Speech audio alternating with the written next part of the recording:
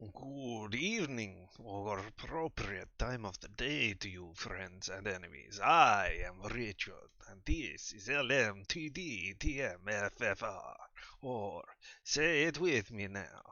Limited time offer, no blood vessels. Indeed. What a hilarious opening I had there for you. How are you all doing? I hope you're doing well. You don't drink wine. Well, I mean, I don't know what the wine industry is like down there or there in New Zealand. I don't know if it's any good, so I don't know if you're making a wise decision or not. But there we go. Hello, everyone. We are here to play some exciting new starting game. Vampire the Masquerade Swansong. It's supposed to be really good, but you'll stick with just soda pop. Well, to each their own. No judgments here. Except me, who is judging you right now. I've judged you not guilty. There we go. Well, without further ado, let us ignore all of this rubbish that I am saying, which, as usual, and pop over to Vampire the Masquerade Swansong, which is not showing up. Why are you not showing up? Give me a second, because it was showing up earlier. That name is already in use. Huh. Then it must be there.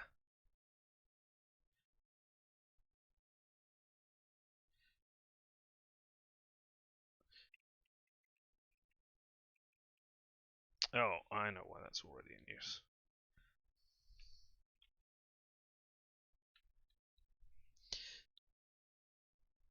Ah. Sorry, this is... There we go. That should do it. There you go, but now you can't see my lovely, lovely face. So, quickly, down to the very bottom with you. No, now you can't. There we go. Huzzah! And after only a few minutes of messing around. And now you'll be able to hear sounds as well when I tab back in there. Woo! Very low music. Yes? I think the voices should be better. And here we are, look. Oh, level selection. So you can go back and redo bits. That's fun in a narrative type game. Alright, well, look. There's a swan over here in this corner. But I don't see any songs, unless these are representing a song. Who knows? Let's start this game and see what's going on, eh? The Boston court is in turmoil.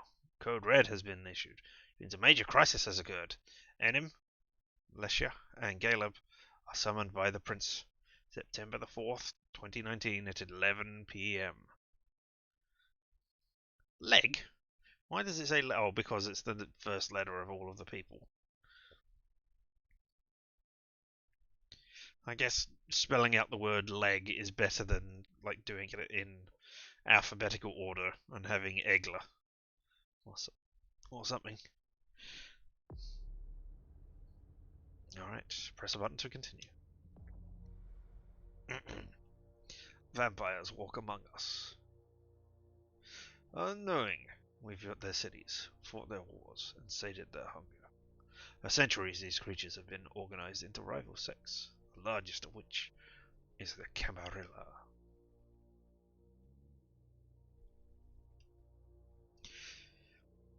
In its domains, Camarilla courts enforce the Masquerade, a global conspiracy hiding the existence of vampires from the mortal world. Breaking the Masquerade is punishable by final death, flames, etc. In Boston, vampire factions have been at each other's throats. Ho ho ho! After much conflict, Hazel Iverson, the new prince, has sealed a fragile pact with a group of blood sorcerers known as the Hartford Chantry. As I understand it, the Chantries were always part of the Masquerade, although that might have changed in 5th edition or wherever we are in the Masquerade editions. of the RPG.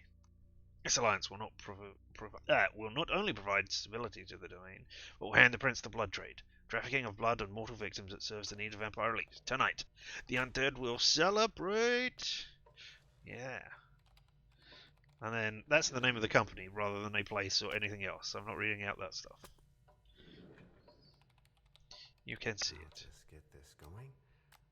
There. Ready. We're all Big set. Bad Wolf studio game.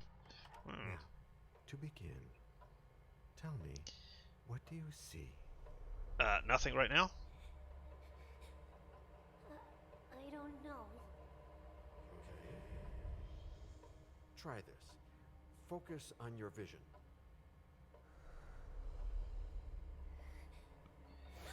Oh.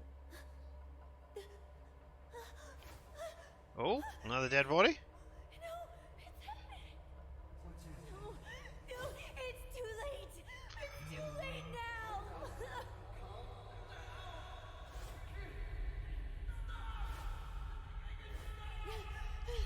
Oh. Everybody's dead. Oh, flashing images. I wonder if I should have done a warning. I didn't know that was coming. And they didn't say anything at the beginning. I mean, it's not intense bright light, but I don't know that that's... Alright, so somebody's coming to kill all the vampires at the party. And I think, from what I've seen, some of those people are people that you are playing.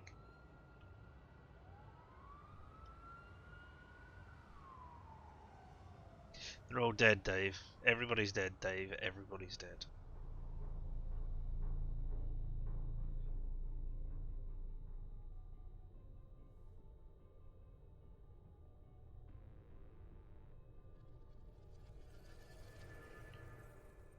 Did you feel it too? Take your stuff. We're getting out of here.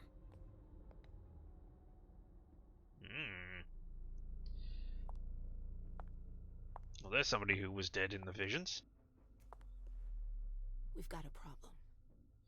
Oh, April. I don't feel Call them back. good for you. Pager? You've got a pager? Why have you got a pager?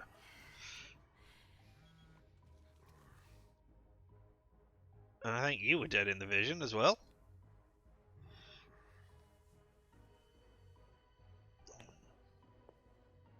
What's going on? It's the prince. We must go quickly. Oh. You know, you don't sound like, but you look like the guy who was in Vampire. Or Vampire.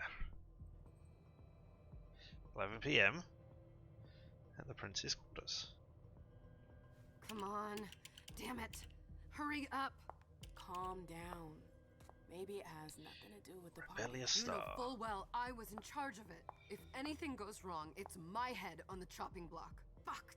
Damn it! It took Hazel months to convince the Hartford Chantry to ally themselves with us. So they finally accept, and then bam, a code red. There's never been a code red in Boston, damn it! This has gotta be bad, Ah, okay. Dialogue skills. In a dialogue, some answers will require the use of your skills. Your skill level is compared with that of your opponent. The higher rating wins. You cannot use a skill if the rating is 0. Using a skill consumes willpower. If your opponent wins, you gain a few willpower at the end of the dialogue. Okay, so maybe you don't want to win all of the dialogues. Maybe you want to gain some back later. Alright, okay, interesting. So... Okay, so that will cost me 3. M, who I am, has a 2 in psychology, I guess, against Journey Atkins 1.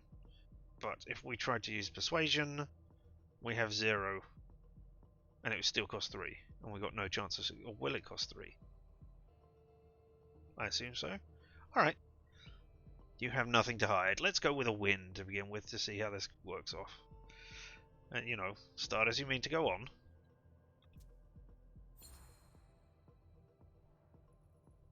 It's not like you had anything to do with it. I'm sure. You don't get it. I was in charge of organizing the party. But security is Jara's problem. Yeah, normally. except Jara is a member of the Primogen. I'm not. Oh, But shit. you're a harpy. The prince will cover you. You know she's always looking for an excuse to take him down a notch. We'll see. What do we do next? When everyone's safe, we move on to phase 2. We clean house. I don't know what happened with your hair there, but alright. Okay. Okay, so I don't know what those symbols next to it mean. Is that it's going to cost willpower? Or is it just saying, hey, you don't advance the subject, or you do advance the subject? That really would have been nice to have been told what that means. Alright, just to go over it. Primogens are the head of their sect in... or clan, that's it. Clan in the city. And I think they're part of some sort of council which advises the prince. But I have no idea what a harpy is. I assume they're like special agents who work directly for the prince, but I don't know. Alright, what exactly is a code red? I can only think of Mountain Dew. Well, I don't think we even get it in this country. Stupid American media saturating my brain. Did you say this is the first code red in Boston? Ever since the fall of London, protocol is no longer a laughing matter. Whatever. They've been harping on that for 4 years now. They took away our internet access. Our smartphones. It's called risk mitigation, that's all. That The might code explain red why is they've a got lone pages signal then. that's sent to everyone to say, watch out, we're all in danger. And everyone runs to shelter at the nearest safe house. For us, it's with the prince. It could have been worse. I'd have preferred worse. You're not even listening to me. Alright. Is 12 the amount I've got left? 1, 2, 3, 4, 5, 6, 7, 8, 9, 10, 11, 12. Yes, okay. So why didn't it say 15? Oh well, it doesn't matter. Are you sure you want to switch to red, sir? It does mean changing the bulb. Yes. Yes, Red Dwarf. A quote for every occasion. Every occasion. If somebody's dead, if somebody wants to go to a different alert status, you know, all of those occasions. Alright, what do you mean we clean house? Do we kill everybody and leave the city? Or are we trying to stay in Boston? What do you mean by we clean house? Getting rid of our archives, our documents, anything that might betray our network and relationships. Okay. Alright, well, I can only change the subject now, so I will change the subject. What comes after phase 2?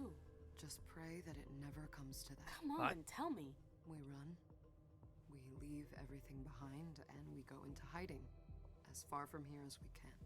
There's no way I'm leaving Boston. Everything I have is right here in the city. It took me years to build my clubs. I've worked too hard to give it up now. You won't have a choice.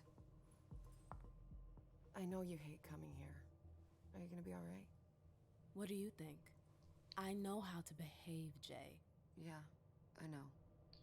Just keep your cool and it'll be fine. Unfortunately, I don't think Jay is one of the named characters that we'll be playing. Ah, Oh, I got +1. my little darlings.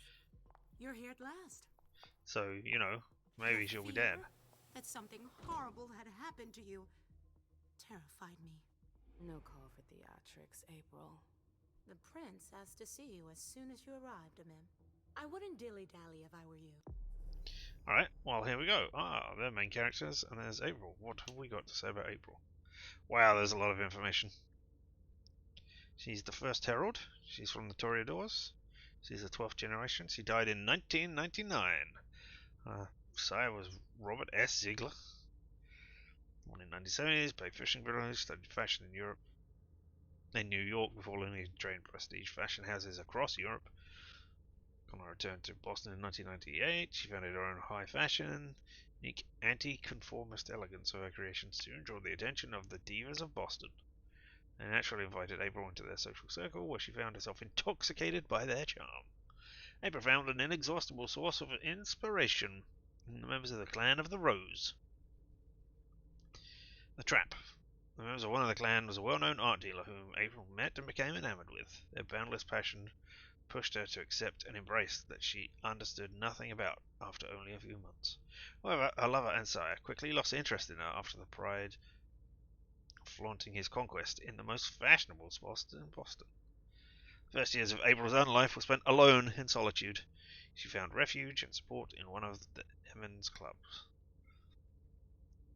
where she learned all about how new nature and the history of the kindred. There she met souls who were worn out by their mad hopes and suffering. A bond. It was a club where she first met Hazel Iverson, a kindred whose embrace and abandonment by her side reminded April of her own circumstances. April admired Hazel for the way she was able to turn the situation to her advantage. April offered Iverson her support and her services. Thanks for her loyalty, Hazel granted the title of Herald when she took over the domain. Okay. Nice to have friends when you start out. And who have we got? We got MN, founder of the Black Rattlers. Well, she's still a Toreador. She's the 12th generation again. 1929, been around a bit longer. And her sire was Hilda McAndrews. Wonder if all of this information will actually be relevant at some point. Manor Bronze, born in Harlem in 1901, so 28 when she was embraced. Ammon grew up in a family of poor African American performers. Her father, Mason, was a musician by night and a window washer by day. Mother Clara sang when she was not taking care of her 4 children. When he was drafted in 1917, Ammon's father enlisted in the 15th Regiment of the New York National Guard, the Harlem Hellfighters, and participated in the liberation of France. He joined a jazz band in his unit and became a phenomenal success after the war ended. Pathé Studios had them record an album which would become the first jazz record to be played non-stop on French phonographs. Following this success, Mason decided to bring his family to Paris and make a living playing the music in the jazz clubs that were beginning to spread up throughout the capital. Paris. Ammon was 17 years old and was a dancer. She spent time with the elite who would come to listen to her father. And it took little time for her to get noticed. She discovered the Folies Bergère and their international shows. She auditioned for it and passed with flying colours. From odd jobs backstage to subbing in for other performers, she proved herself and became a headline act at just 21 years old. A burlesque stripping act took Paris by storm, making her extremely popular. Emmon began travelling through Europe, dancing to packed houses in the hottest cabarets. Emmon was young, beautiful, and radiant. Her life was the night. As the champagne and money flowed, she was determined and alluring, the embodiment of a free and independent woman of the early 20th century. She had a fiery temperament that soon attracted the attentions of Europe's divas. To die in your arms. December 1923. Emmon performed 8 times at the Vienna Carl Theatre. On her first night, she was introduced to Hilda McAndrews by the theatre's director outside her dressing room. Emmon was immediately captivated by this mysterious aristocrat who attended each of her performances and spent the night that followed in bars, exchanging stories about their lives and their art, their passion and their struggles. Hilda was cultured, charismatic, and politically engaged in the suffragette movement and the women's artistic community. Emmon, to her surprise, fell under her spell and gave in to this irresistible attraction. A passionate relationship formed right away between the 2 women, who became inseparable. Hilda confided in Emmon and told her about her vampiric nature over the course of the next 3 years. For their love to endure, but also seduced by the promise of eternal youth, Emmon asked to be sired right away. It would take yet another 3 years. However, before Harold managed to get the local prince to agree to it... it would be another 3 years before Harold managed to get the local prince to agree to it. The prince feared that the young woman's notoriety could be a danger to the masquerade. With the prince's blessing at last, Hilda threw a spectacular celebration in honor of her companion, whom she would embrace at the end of this memorable evening. Uh-oh. That doesn't sound good. The sound of boots. Having lived in Vienna since the meeting of the Carl Theatre, Hilda and Emmon left Austria for... Oh no. Nothing happened there. That's good. Hilda and Emmon left Austria in 1934 for Paris, then Bordeaux. Also, France's surrender in 1940 forced the couple to reconsider their plans. Alas, not also. Wow, me read good. I'm glad you're enjoying all of this. Ahead with her contacts in London, Hilda managed to negotiate a crossing to Boston, her hometown. Though hesitant at first, the first Malkavian prince, Quentin King, finally granted them asylum. Aemon and Hilda were introduced to the court, where 50 years of intrigue would bring their passion to its inevitable end. Queen of the Night. Following their breakup with Hild, Imam, not Aemon, Imam moved to a suburban Boston neighborhood, far away from the king, political screens, and her sire. The area, however, with its infamous reputation due to the large population of thin bloods and anarch sympathizers, did not make for a wise investment, but Imam refused to give up. She renovated a small theatre and transformed it into a club that she named the Black Rattlers, in homage to her father's battalion. Then she returned to the stage and progressively regained her visibility and reputation. She met kindred from all walks of life, and, against all odds, managed to bring renewal to the neighbourhood, which the Bostonian youth began to frequent. Black Rattlers grew more prominent and became one of the city's leading clubs, where anybody was welcome regardless of their clan, faction, or origin. In 10 years, Imam had managed to create a zone of peace where vampires from the Camarilla and Thinbloods could sit together and listen to the finest jazz. It was here that she met Hazel Iverson, charmed by the Ventru's temperament and ideas. Imam sympathized with Iverson, who claimed the throne of Boston in 2014. The departure of Quentin King and his hordes of minions delighted Imam, who she was still ostensibly refused to return to the court. The only thing that mattered to her were her clubs. She had 3 now, clubs with a growing social and political power that Hazel had not forgotten. Okay. So not exactly a rival for the prince's position, but someone who could cause trouble outside of it, with political influence and power. Alright. Let's just have a quick look at the Codex. Codex explains many concepts in Swansong and the World of Darkness. The main characters you meet here are listed in the Boston screen. Alright. Wow, there's a lot of stuff. Not going to be looking at... Why couldn't you be in, alphabetical order, so that I could, if I needed to look at something, I could just go, hey, there it is, right there, under H. Nope. That's a silly thing for you to do. Alright. Clans. Alright. Nope. I was looking to see if it said what a harpy was, but it doesn't. Beyond that, let's go back to the exciting action, and you can not listen to me talk for a while. As for you, Journey, someone's triggered a code red. If anything has happened over there, I'll hold you personally responsible. Oh. Disciplines. Here we go. Vampires have supernatural abilities, usually inherited from their clan. Disciplines. Some disciplines can be used in dialogue. As with skills, the higher level wins. Not all disciplines are available to all vampires. Some mortals may possess certain powers, though most have no defense against disciplines. Using a discipline generates hunger. Oh, excuse me. Hunger has a value that cannot be exceeded. This limits a vampire's use of their powers. A vampire at the hunger limit risks losing control, attacking and feeding on the closest mortal. Okay. So this is adding rather than subtracting. And the other one is subtracting rather than adding. Okay. Alright, and that's telling me it's going up to 8, not that it is currently at 8. Alright. That is a thing. Alright, so I can flatter her with a 0% chance of success using my presence, or I can fail either way.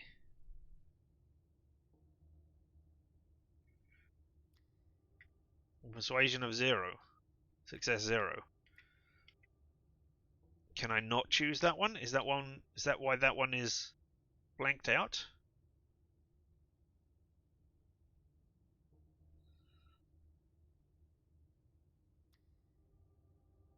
No, I'm going to try and select the blanked out one. I'm going to back Journey up. I mean, either way. No, okay, I can't select that one. Maybe on a second run through or something it will allow me to do that. Otherwise, it's just stupid to offer me that option. But hey, alright. Looks like I'm going to try and flatter with my one presence. Failure! You know, back in the day, nobody could bat an eyelash without you knowing about it. You must know exactly what Jay is being blamed for, don't you? My dear Mem, I adore you. Really, I do. But darling, please, you're way out of your league here. This alliance with the Hartford Chantry is crucial. The prince is on edge. We can't get through to anyone over there. What does this have to do with Jay? Alright, sorry. Looking at the thing. Hartford Chantry. Is that in Boston? No, that's just the people. Is it a sect? No? Maybe? There's further things down there. Prince, Red Salon, Primogen, Anarchs, Baron.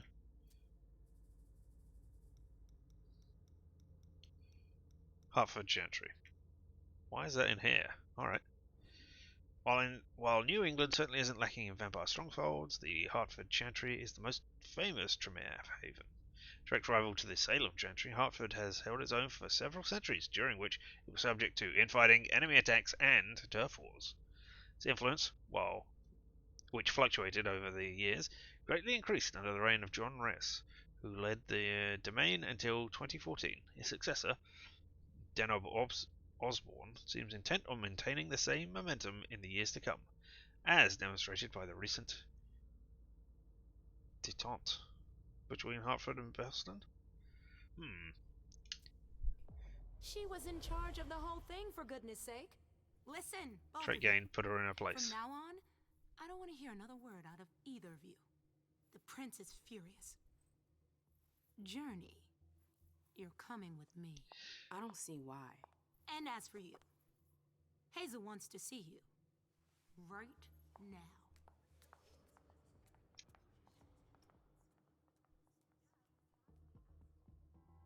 Alright. Ooh.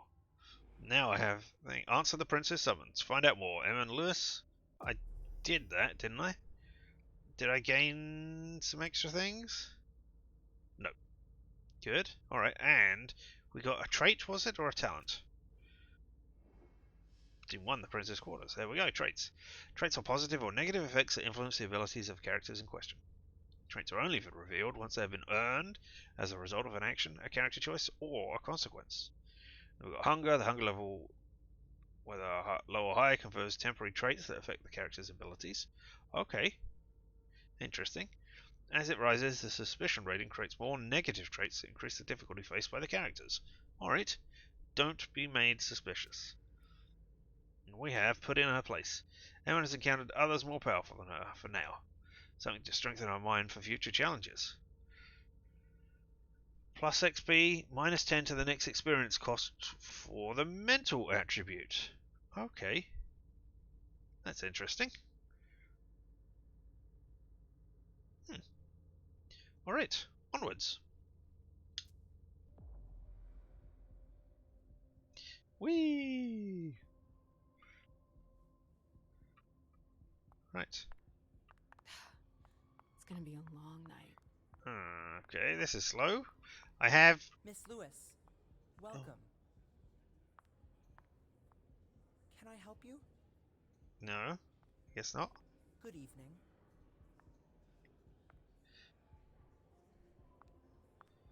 Can I open this door? No. Alright, settings. I need to... Can I go over that? No. How do I want to invert the x-axis. Right, no, okay. Game. There we go, now I'm over there. Why could I not do that? Or y-axis, not x-axis. There we go. Apply.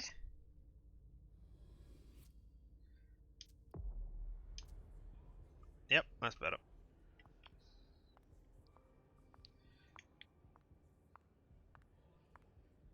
Okay, and there's no way to run. So this is the speed you will see me walking at. I mean, it makes sense in the game, but would be nice to have a better thing.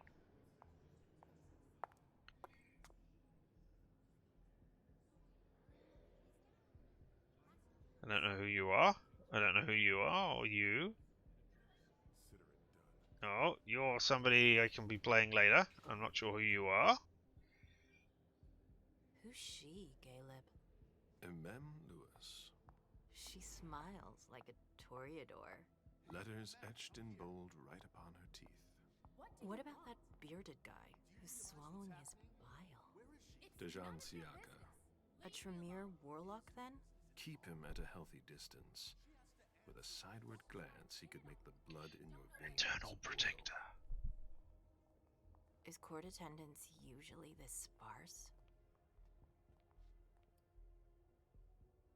There are usually more of us. Everyone should have been at the party. She's talking too much. Assume that is you trying to discipline your thrall.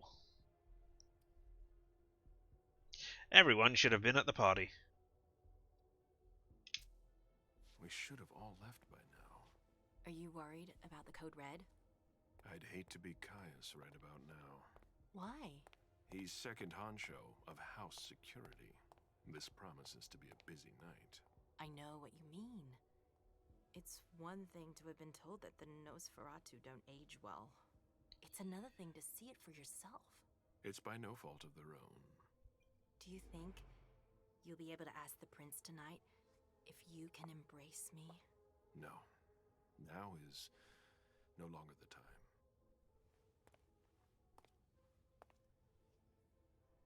And he is your child? Mr. Beryl Underwood.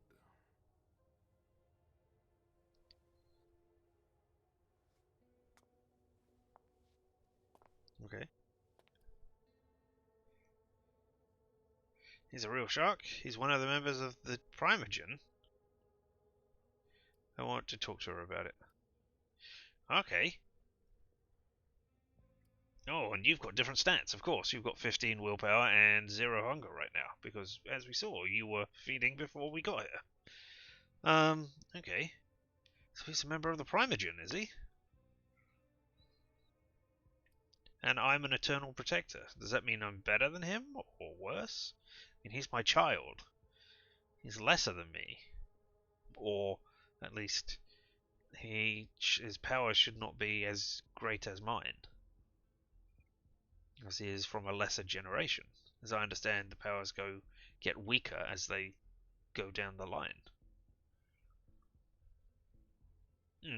He's a real shark. As in, he's a real shark. I embraced the shark. It was interesting. And now it's out there in the water turning octopuses into vampires. He is tortured by a demon. We all have one. The beast that preys upon him is a love of money. If someone held a stake to his heart and cried your money or your unlife, he'd ask you for some time to think it over. It's his greed, then, that cost him your favor? Everything about him was disappointment. Never forget that the court is a chessboard. We are monsters, and we sacrifice pawns. If you want to be a major piece, then behave accordingly. But Only Nothing move can in happen to you diagonals. here. We're in the prince's house. She must be finished by now. Wait for me. This won't take long. It's out of the question, MM. I won't let her get away with this. All right. Calm down, Dejan. Where's Journey? What's it to you? Don't start with me. She was in charge of the party. She has to take responsibility for this. Leave her What? out of it. What happened? It's too late for that. Don't waste your time covering for her. She's not a kid anymore. I haven't heard from my child, and no one's able to get through to them over there. Go on then. Go and save Imani and stop wasting your breath. There are rules. Need I remind you? We're all stuck here. You're such a good boy. You'll never change. Dejan. What? Oh, come on, Hilda, she needs to grow up. leave us.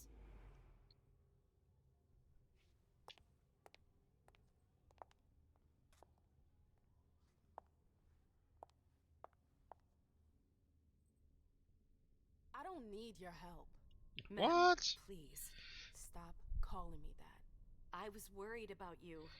You still haven't moved on, have you? You're always getting in my way. Lower your voice. People are staring. Alright, dialogue. Focus. Focus allows you to temporarily increase a skill by 1 or 2 levels. The more you increase your focus, the more willpower costs increase. To be focused, a skill must have a minimum score of 1 point. Well, yes, you can't use skills that are at 0. You've told me that already. But alright. Disciplines or knowledge cannot be focused. Alright. So... okay, that's how you raise and lower it. If the skill or discipline levels are the same, the outcome of the conflict is uncertain. The chance for victory can be influenced by a number of bonuses or penalties, as well as spending experience points. I can't do anything with that one. She should mind her own business. Okay. So that increases, that will cost... and that will cost 3, and I have 0.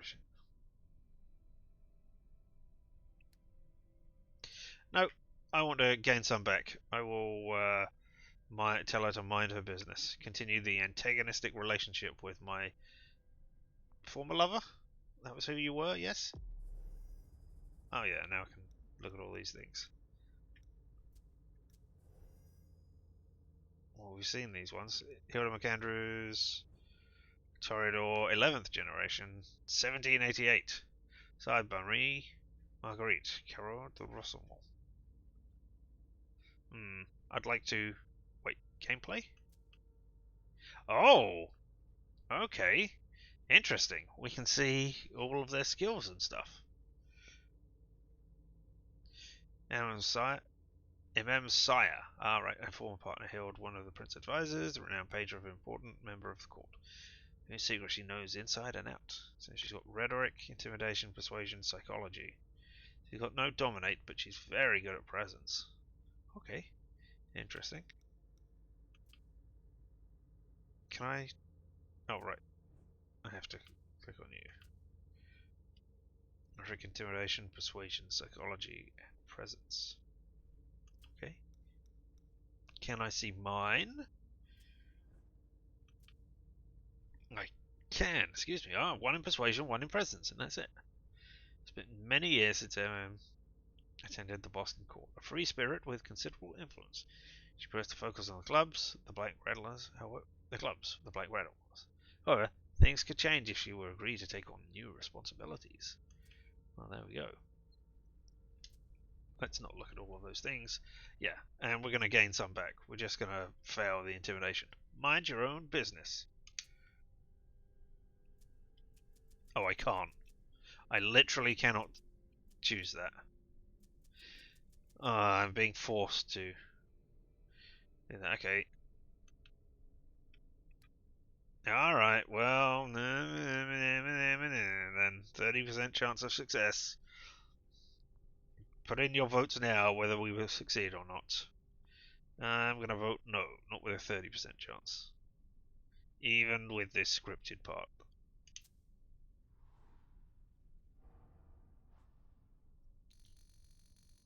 Oh, she focused as well. There we go, failure. Risk of opponent focus. Opponent behavior focus. Opponent can also focus their own skills. Unlike you, focus only allows them to increase their skill by 1 point. By behavior, the risk of opponent focus is represented by a percentage. The more aggressive you are, skill focus, use of disciplines, the more the risk of opponent focus increases. Okay, so I can force them into doing things, or I can understand their behavior. Interesting. Do you know what this code red is all about? You're in the Primogen. You must know something. I'm in the same boat as the rest of you. Apparently, it was from one of Moore's retainers. That's all I know. Who's that? Jason Moore. Don't you remember him? Nope, my memory's a blank. He's the human who manages our interests when the sun comes up. Ah. He handles our assets, errands with the banks. What does he have to do with this? I don't know. It now seems that Miss Hazel Iverson, the mighty Prince of Boston, is no longer on speaking terms with the Primogen, as if now were the ideal time. She asked to see me. Do you know why? My best guess is that she'd like to talk to you about Journey, of course. I always warned you that girl was trouble. Yeah, sure. I've gotta go. Hazel must be upstairs. I'd better hurry. What about Jara? Whee! See how I I haven't hurry. seen her. Councillor Drury is not here, nor is Dr. Dunham. Mr. Leto's teams are trying to reach I wonder them. if there's actually a component to the time it Nobody's takes. answering? No. Hello.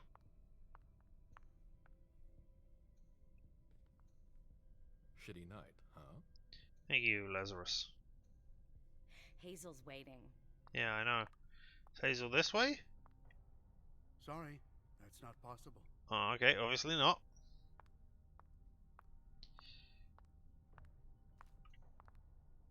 Hey, Abby. Nice of Hey, you to man. put away your phone as I came up. Alright, what do you know about the Code Red? Abby, do you know what's going on? I'm sorry, but I can't. Please? I feel like I've been plopped down in the middle of a minefield. There are rumors about Journey. Rumors about how this is all her fault. Did you know that Jay was in charge of the party? Shit. I bet she's gonna take the fall for whatever happened. I don't think she's involved, but we've got to be on our guard.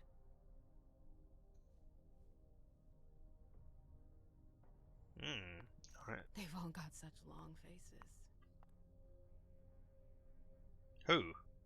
Just the people in here? Alright. I don't want to talk to you. I'm going to assume there is a timed element and make my way up. Or hang on, this is the way I came from. So I guess I'm going to the elevator. My hunger meter is flashing at 8. It's red. It's red. Okay. Go to the prince's floor.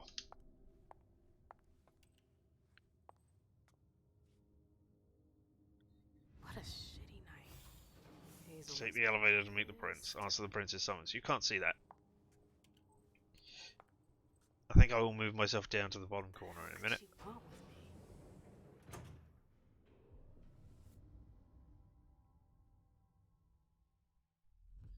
Dun dun dun dun!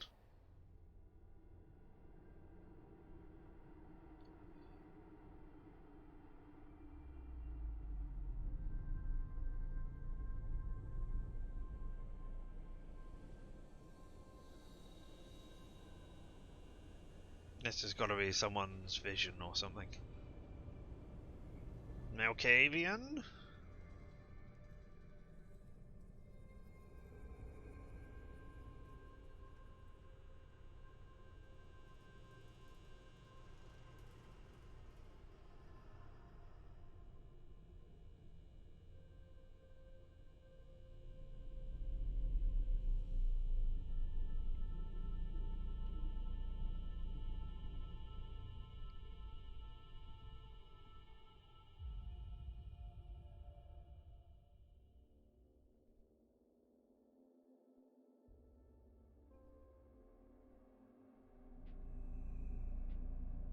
Ah, that's your unstables here. Yeah, cracked mirror, that's a Malkavian. Is everything okay, Mom? Penny for your thoughts? Nothing, Pumpkin. What were you saying? You saw pictures again? You're not going back to the Institute, are you? No, don't fret. I'm gonna stay here with you now. I don't like it when Richard takes you away. He's my psychiatrist. He's I was helping gonna me say, see you things. don't exist, little child, obviously. Trouble sometimes. Remember? I see things that haven't happened yet. And I forget others. Yes, I know. And you have to slumber so you can rest all alone sometimes. But 3 years was too long. Yeah, I mean, you clearly don't exist, little girl. Sorry. I hope that wasn't a big twist that was meant to be coming soon. Nope, I'm gonna reaffirm my, we'll never be separated again. I won't let them take you away from me. Ha ha! We'll be inseparable. Like two peas in a pod. Yes, exactly. Mom? What's going on? Why does everybody look so upset? I think something serious is happening. I'm worried. I still haven't seen Richard. I looked for him so he could explain, but he can't be found. So, what do we do now? I was told to wait here because Hazel wants to see us. There are grown-ups coming, and your mother needs to talk to them. Oh, then I'll go hide, because grown-ups talk to me too much. If you want, sweetie. But don't wander off. Go on. Show me what you do to make sure no one spots you. Okay, here I go.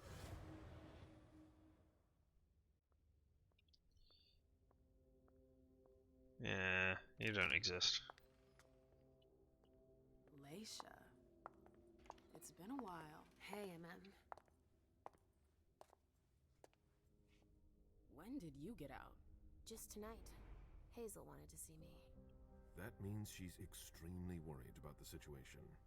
That, or she's a major drama queen. Let's have a look at the two new characters we are now. Nature, Princess Ear, Clan Malkavian, Generation 12, date of birth 1939, that which remains to be seen. Nature's story is nothing more than a collection of fragments due to her memory impairment. She remembers that she is from France, near Lyon, and that Dr. Richard Durham is a psychiatrist, as he has always been. Do you not exist either, then? Richard? Because you can't always have been from 1939 onwards. Anyway, she knows that he saved them from the war in 1939, both her and her daughter Hazley, unless you are a vampire as well. Alright, anyway, as has always been, she knows that he saved them from the war in 1939, both her and her daughter Hazley, made it possible for them to join the Boston court, held at the time by Quentin King, a child of Malcave, like them. The rest is nothing but light and shadows. Oh. Excuse me. Leash knows the names and sometimes even the stories of those around her without knowing exactly how or why. She remembers Quentin King, the previous prince, and his legendary obsessions. And more recently Hazel, the first year of her rise to power. Yes, person whose name I have forgotten how to pronounce in the seconds that it was on there, remembers her warmly and fondly, despite only knowing her for a single year before leaving to be put into slumber at the Malcave Institute of Boston, as prescribed by Dr. Durham. Esha suffers from sudden visions where the present moments and possible futures bleed into one another.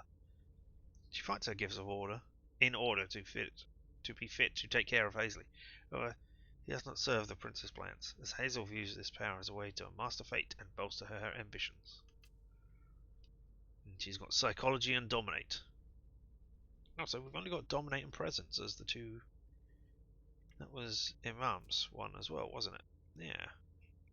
Rhetoric, intimidation, persuasion, psychology. Rhetoric, intimidation, persuasion, psychology. Okay. Maybe more skills open up later, or maybe these are the only skills they're using in this game.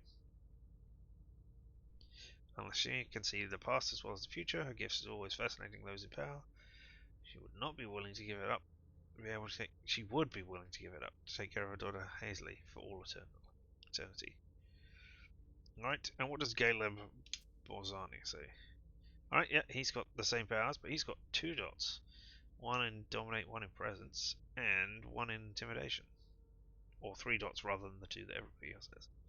Boston's oldest vampire, a steadfast supporter of the prince, cannot bring himself to disappear without settling the final detail that binds him to this unlife. Legacy he will leave behind. And he's the protector of the Camarilla. Oh, did they have Princess Seer and founder of the Battleground? So that's it. Okay. Editor Embrace, 1745. Sire, Jean-Baptiste Tavanna. Child, Beryl Underwood. The Imperial Throne. In 1710, in Constantinople, Mirisha, the King's Light, gave birth to Sazanda Suleiman, her firstborn son. Mirisha, whose birth name was Jeanette de Bazori,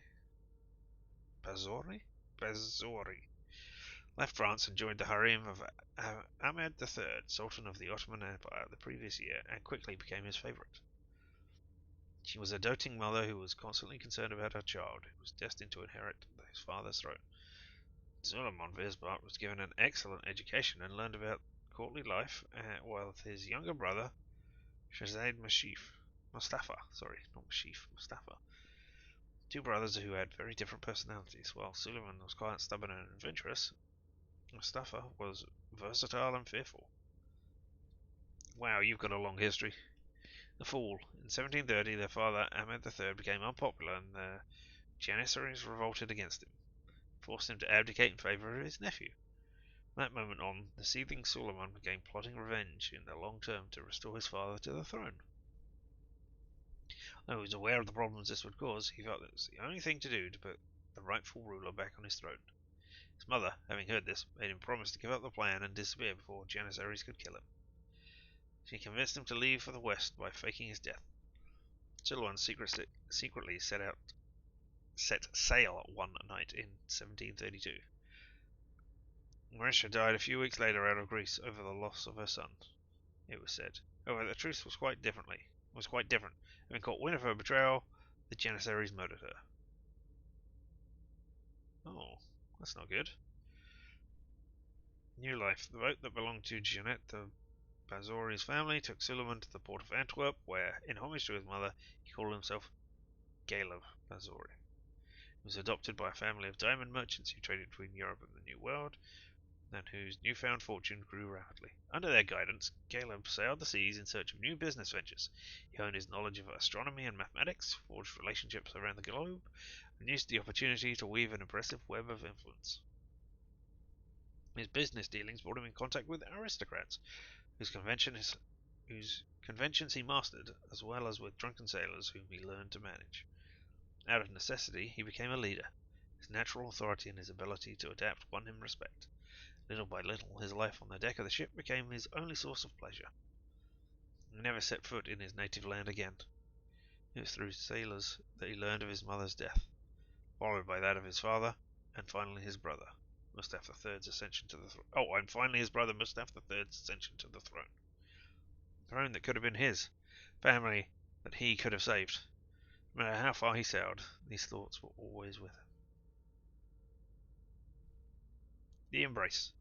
During a stop in Cadiz in 1740, he met Jean-Baptiste Tavernier. My pronunciations. A renowned French explorer and merchant who had supposedly died in Moscow in 1689. In reality, he was eventually seeking to expand his control of the diamond trade at all costs.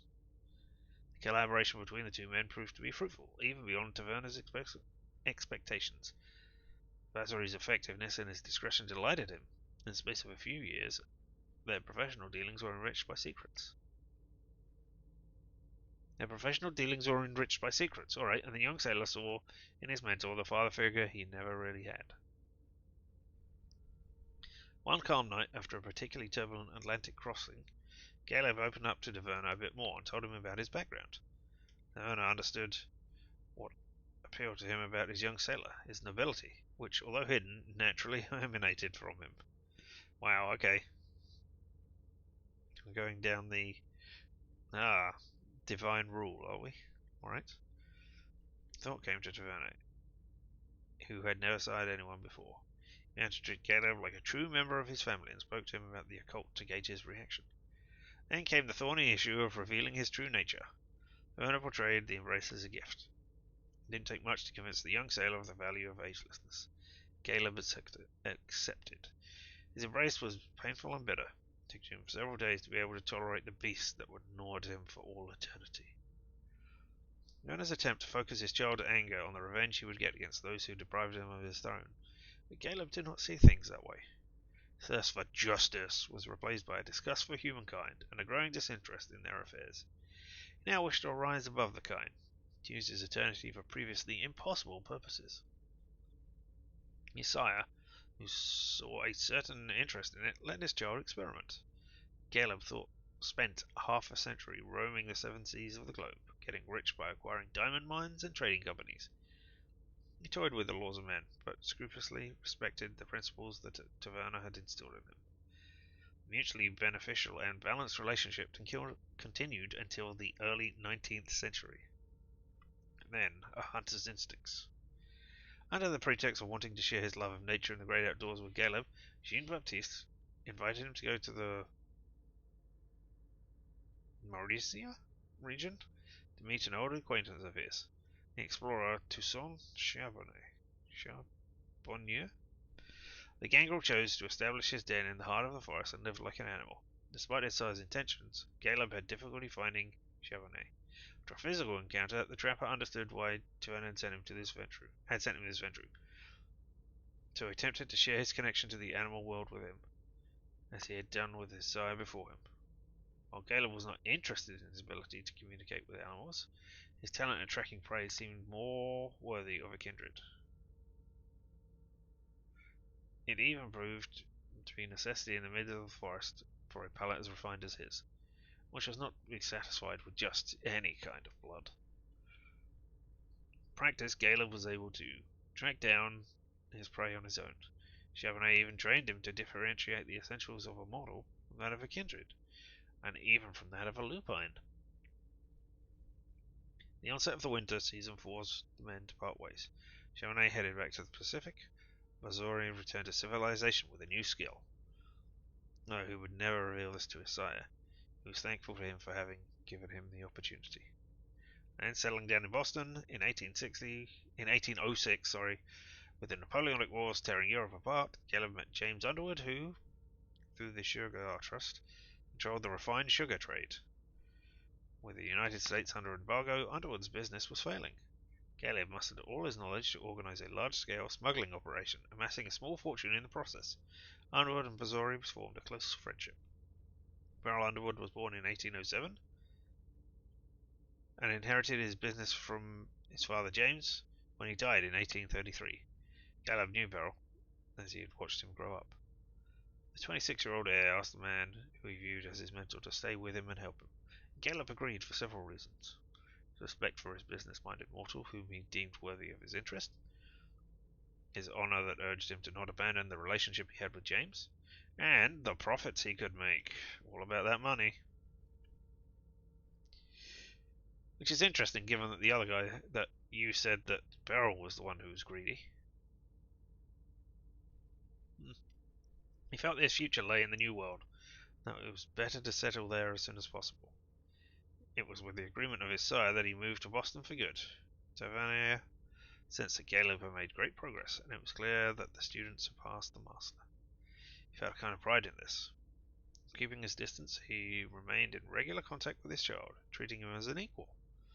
It was on Caleb's advice that he moved to South Africa to set up new diamond mines. The child, Beryl Underwood, exceeded Caleb's expectations.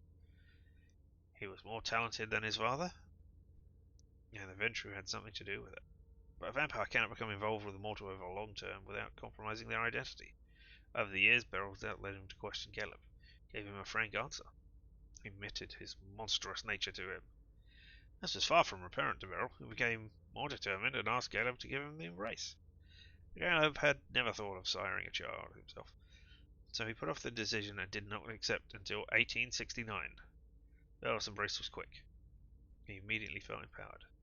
His ambition knew no bounds, and he sought to enrich himself by any means necessary. The Sugar Trust became the center of an international conglomerate that extended beyond the sugar trade. Beryl was involved in every plot, even betrayal. Caleb began to be suspicious of him, and he withdrew, which Beryl did not forgive him for. An executor. Over the course of the 20th century, seeing Beryl's unscrupulous behavior corrupting the kind through the environment and health impacts of his business, Caleb distanced himself from the business. He felt he had created a monster, a threat to all kindred.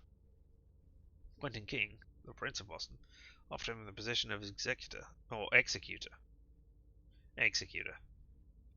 of the Prince, which he accepted as a means of escape. King made him one of his favorite tools, sending him to hunt down those who threatened the Boston Camarilla. After centuries of building a business empire, chasing opportunities and eliminating competitors, Caleb derived satisfaction from the simple task of doing what he was told. He didn't count the kindred destroyed, the mortals killed, or the thin blood suppressed. He served his prince with the signature loyalty. When Beryl Underwood joined Quentin King's Primogen Council, Caleb grew wary. Or is that meant to be wary? The Beckoning. In recent years, the elders have started to feel an increasing insistent urge to travel. Taverna was the first one to give in. Not having been warned, Caleb considered this a betrayal. However, he felt the same need. He was almost ready to give in to it, but King's disappearance changed everything. Underwood asked Caleb to become the new Prince of Boston. He hoped to be able to manipulate Caleb to serve his own interests, but Caleb knew this child too well and refused his poisoned gift. It was Hazel Iverson who became the Prince of Boston. Quickly, she surprised everyone by proving to be much less manipulatable.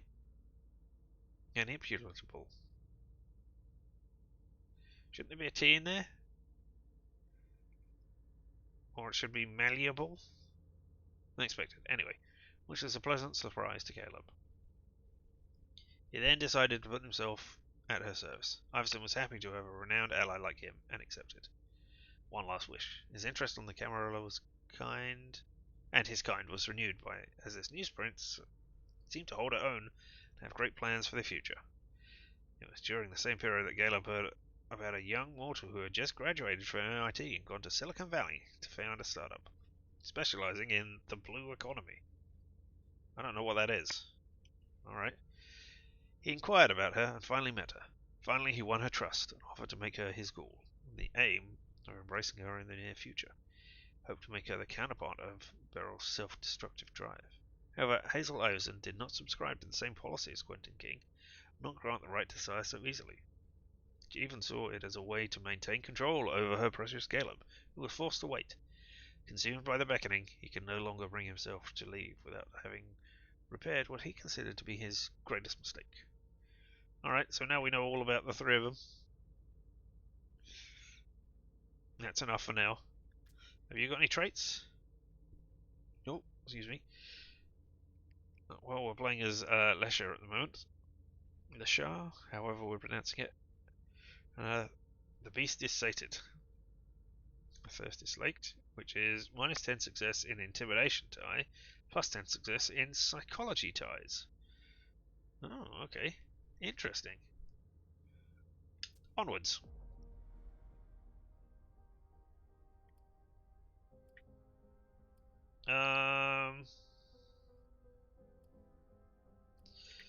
You don't understand how serious this is right now.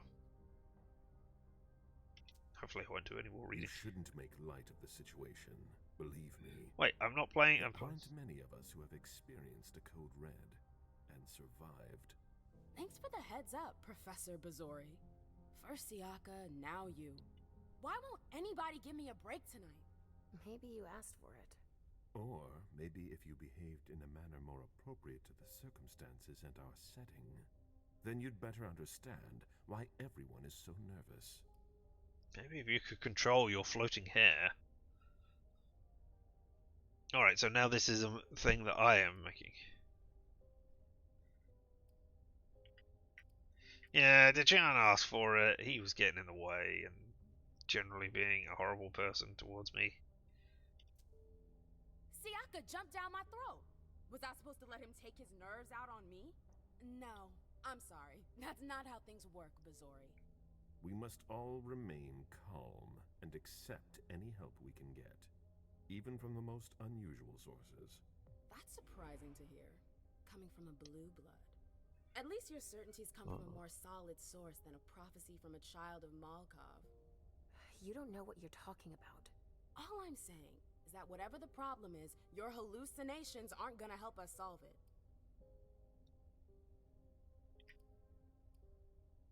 Yeah, I'm not going to say this time is different. You can believe what you want. I don't care what you think. I know the truth, and that's enough for me. And yet, many of the things I saw ended up happening. Quentin King's disappearance, Hazel's rise to power, your breakup with Hilda too. But you're probably right. It's just Hazel and her flair for the dramatic. Only time will tell. Good evening, ladies, sir. The prince shall see you now. Alright, servant. Tell me things. What's going on? Oh, I'm choosing a profile. Okay. Valiant Star, the deer who lights up the Boston Nights but bring light into the world of darkness. Can be perilous. Oh. Knows this, but she doesn't care. So I can. Profile that focuses on knowledge and skills, lets you go undercover, extort, or steal information as an investigator. I could be a jack of all trades. Profile that focuses on maximizing attributes, a large selection of skills, allows for maximum number of interactions, but with less mastery. Or a veteran, a profile that focuses on dialogue skills and the physical attribute. It allows you to use the character's aura in conversation. Or free, a profile with no predefined attributes.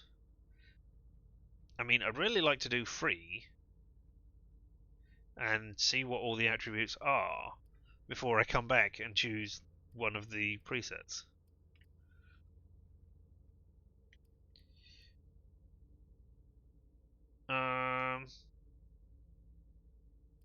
I mean, Investigator is following me with this particular character.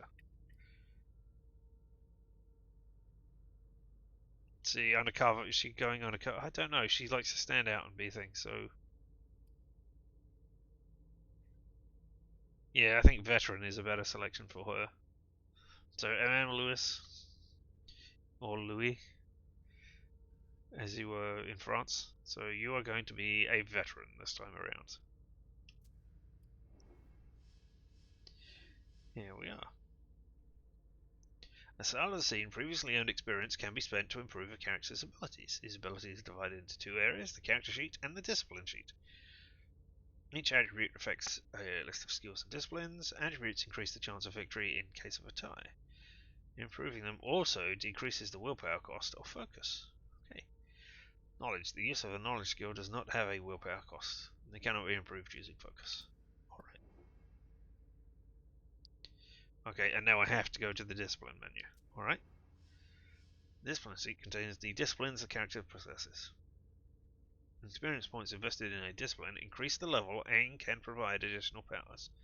Discipline powers can be passive, or may be used in dialogue or in exploration. Okay. Supernatural perception. Have I got any XP to spend? It doesn't look like it. I don't know. Maybe I have? Available experience 5. It's right there. In the thing, which you couldn't see, because you're an idiot. Okay, so what if I do... Supernatural... Okay. So supernatural perception, once activated, heightens your 5 senses and allows you to see possible futures and read your enemies. And then the law thing says Auspic increases a kindred's perception to the point they can discern auras. On a well-honed, this gift can become a curse. The divining eye can sometimes break a vampire's mind. Alright, so there's lots of things, don't care. That one I've got. Oh, wow, okay. They cost a lot.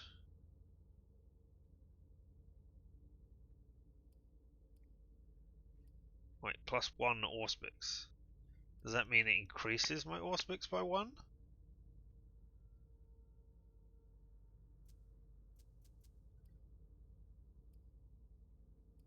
Okay, what have we got there? No, 1, 2, 3.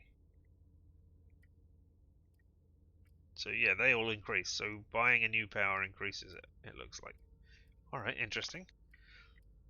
Celerity is the speed. Yeah, travel the environment at high speeds. And presence is tied to charisma. Alright. Well, what have we got in the character over here?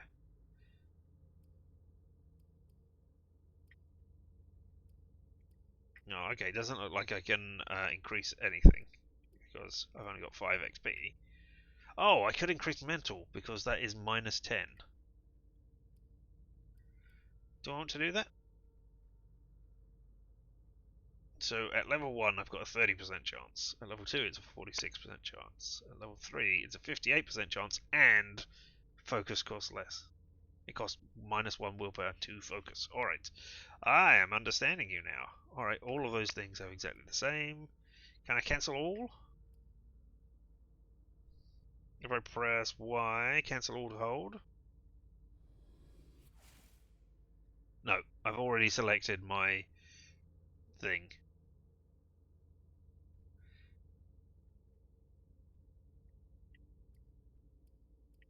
Right, so rhetoric can be used in dialogue, can be focused, identify and react to social conventions with ease. Okay.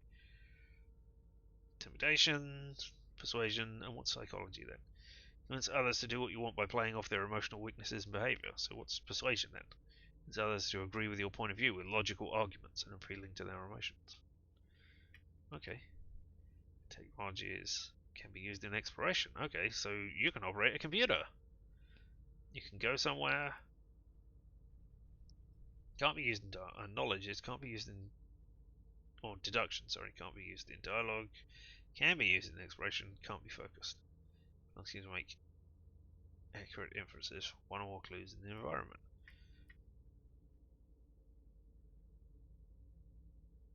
Alright, okay, let's upgrade mental. There we go, yeah. We'll have that, and then we'll apply it. And I've got nothing here. I couldn't have bought anything here anyway. And yeah, okay. Okay, so yeah. Those can't be upgraded. But yeah, those... I need a lot of experience to upgrade that to make my celerity better. But okay. Interesting character.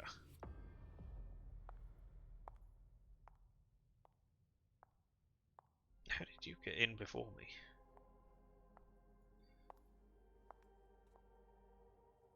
Hazel. No. Delson. Come in, MM.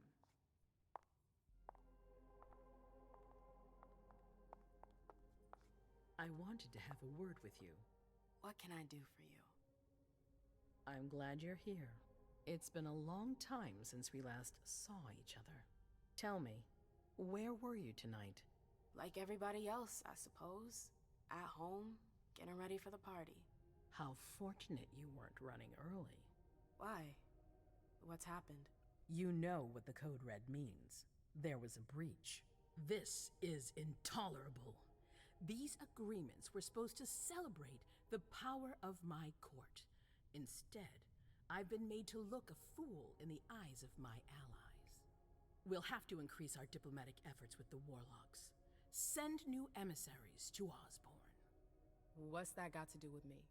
Don't you worry about that for now. We have more urgent matters to attend to. We bring Journey to me. Uh-oh.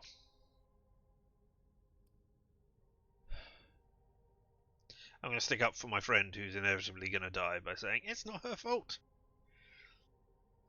I mean, are you going to become a emissary?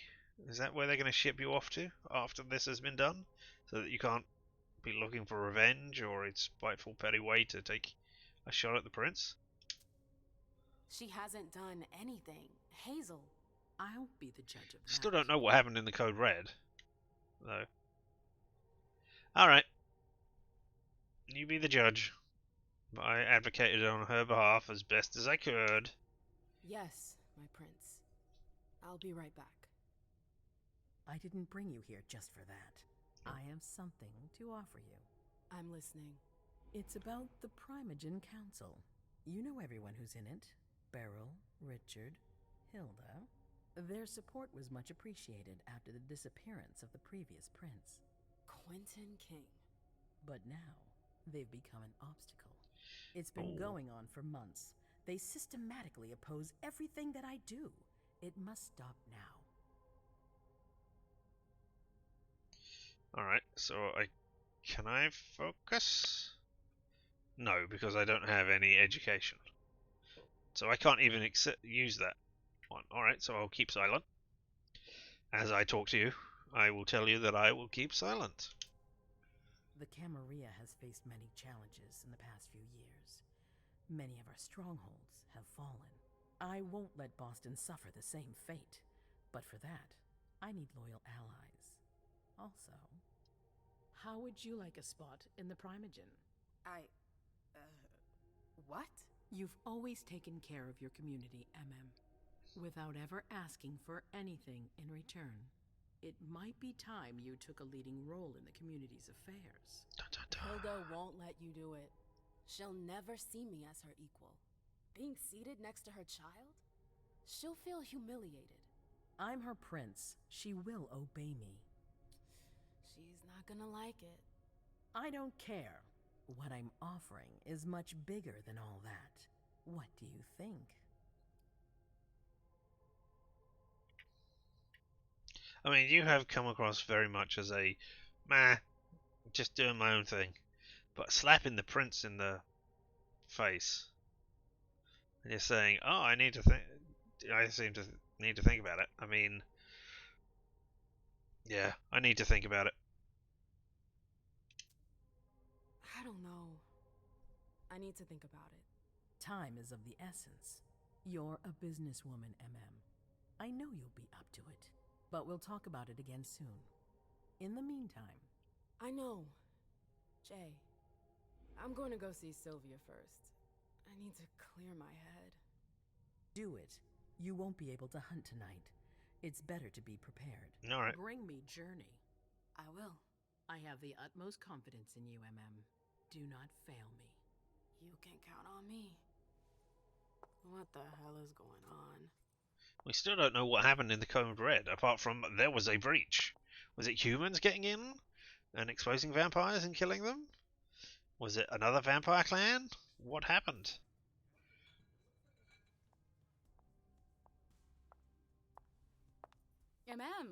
I'm happy to see you in one piece. Hey, Syl.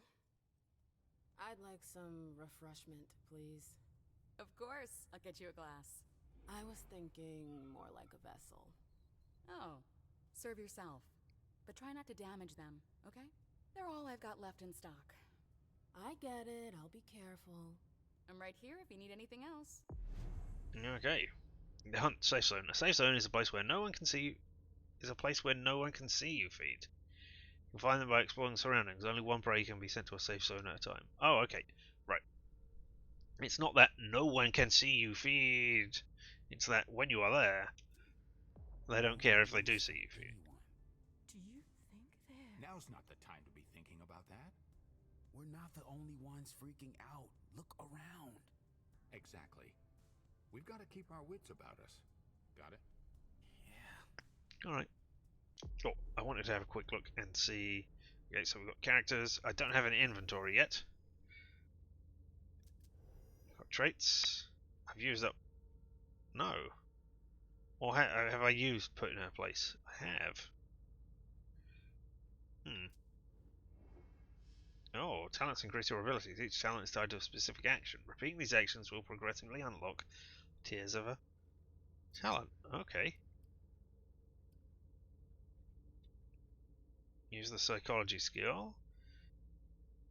Use the persuasion skill. Use intimidation.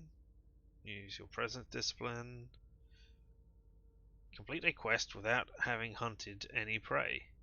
Increases your maximum hunger. Oh. This is interesting. I mean, you can do not exactly challenge runs, but hey, I want to max out this tree before the end. Feed on a prey without killing it. +1 additional hunger. Eliminated. Oh, +1 additional hunger. Eliminated on a controller. Okay. So you get more efficient at doing it. -50% the speed of hunting cursor. +1 additional hunger eliminated. Okay, again. +50% of the resource bonus from prey on a beastly hunt. Oh? Okay. That's rat eater. So feed from a rat, feed on a prey killing it. Alright. Interesting talents. Right, I was going to look at hunger. just to see what they said about it. And hopefully it's not a huge thing. No, good. Part appetite, part lust, part addiction. Hunger gives voice to the blood and claws to the beast. It calls to vampires constantly, whispering and screaming of needs, urges, and desires. Every vampire awakens to hunger, must kill to completely silence it. Kindred pay for their immortality and their powers in hunger. And the bill is always coming due. Oh, and the other one I wanted to look at, which I thought was in here, but is not. I wanted to see what they said about Primogen. Is that under Camarilla? Yep. The Red Salon. Primogen Council, representative of the major Camarilla factions in the area. Whether they are clan elders or a gathering of those who held the largest hunting grounds, they speak directly to the prince, do their best by listening to their advice. More than one lord has been ousted by their own council.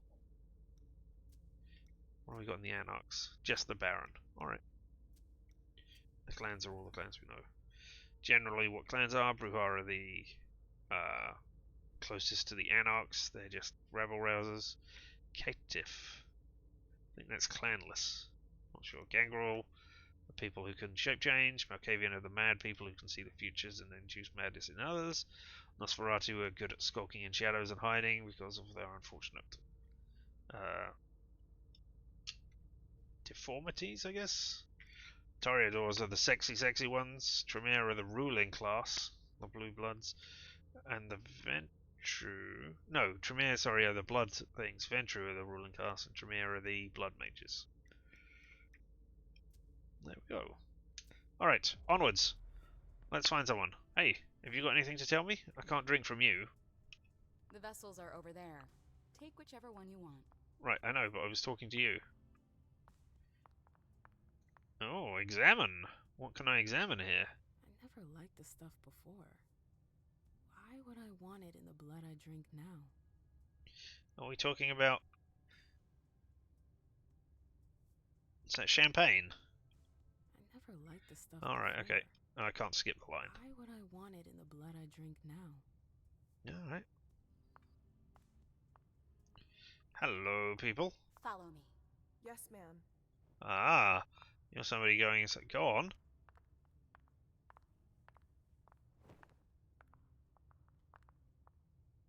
I'm peeking through the curtain, but nothing is happening.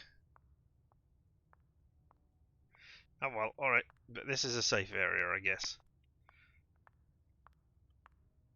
This is where I will be taking someone, unless there's somewhere else. I would like to be able to run slightly quicker.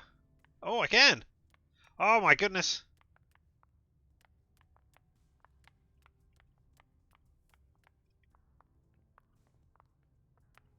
Look at that! Wow! So speedy! No, no, this is the safe zone. Okay, I'll go. Prey will naturally be revealed as you approach them. To feed, you need to lure them to a safe zone. You need to find a safe zone you can lure your prey to. Go after isolated prey. If it is surrounded by potential witnesses, sending the prey to a safe zone will increase your suspicion. Alright.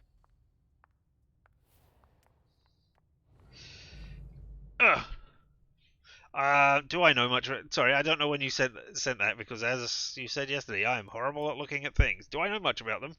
I, listed off most of what I know.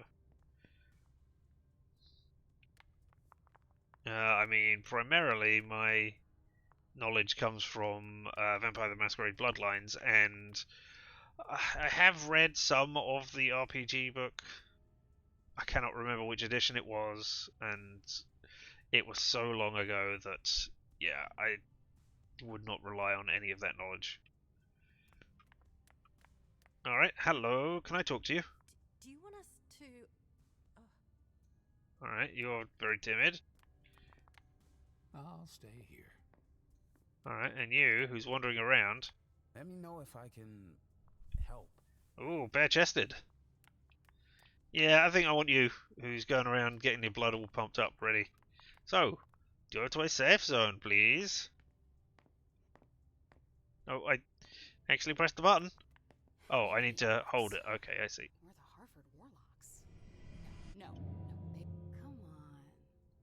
take long. Okay. Sure.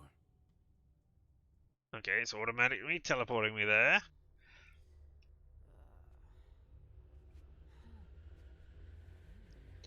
Alright.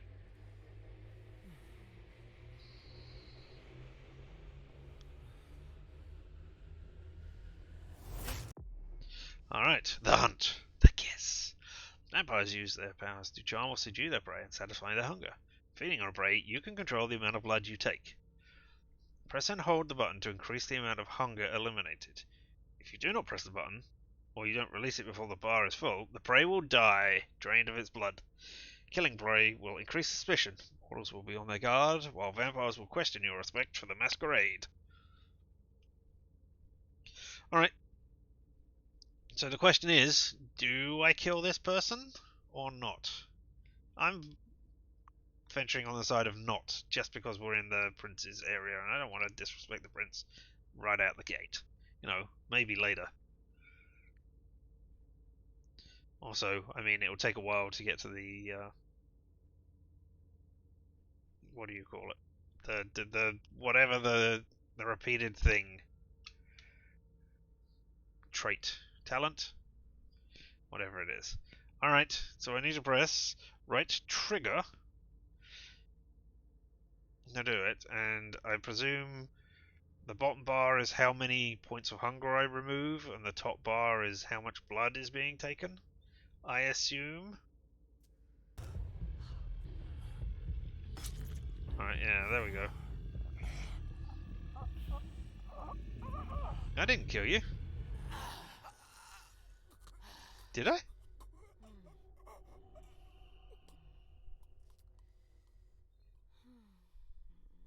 Did I? Are you dead? Some prey, their blood emotionally charged have a resonance that your character will earn after feeding. At the end of the scene, a resonance provides an experience bonus for the corresponding discipline. If more than one resonance is required during a given scene, only the last one required is saved.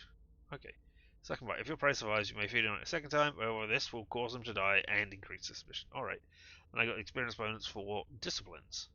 And the entry added is for the Masquerade. Alright. And I took 7. Alright. I only filled up 6 bars, but the 7th bar was partially filled and it took away the 7th bar as well. Alright, okay. Interesting. Hey, I could kill you. I don't want to. Alright. So I got a discipline experience? Or, oh no, that will happen at the end. Alright, okay.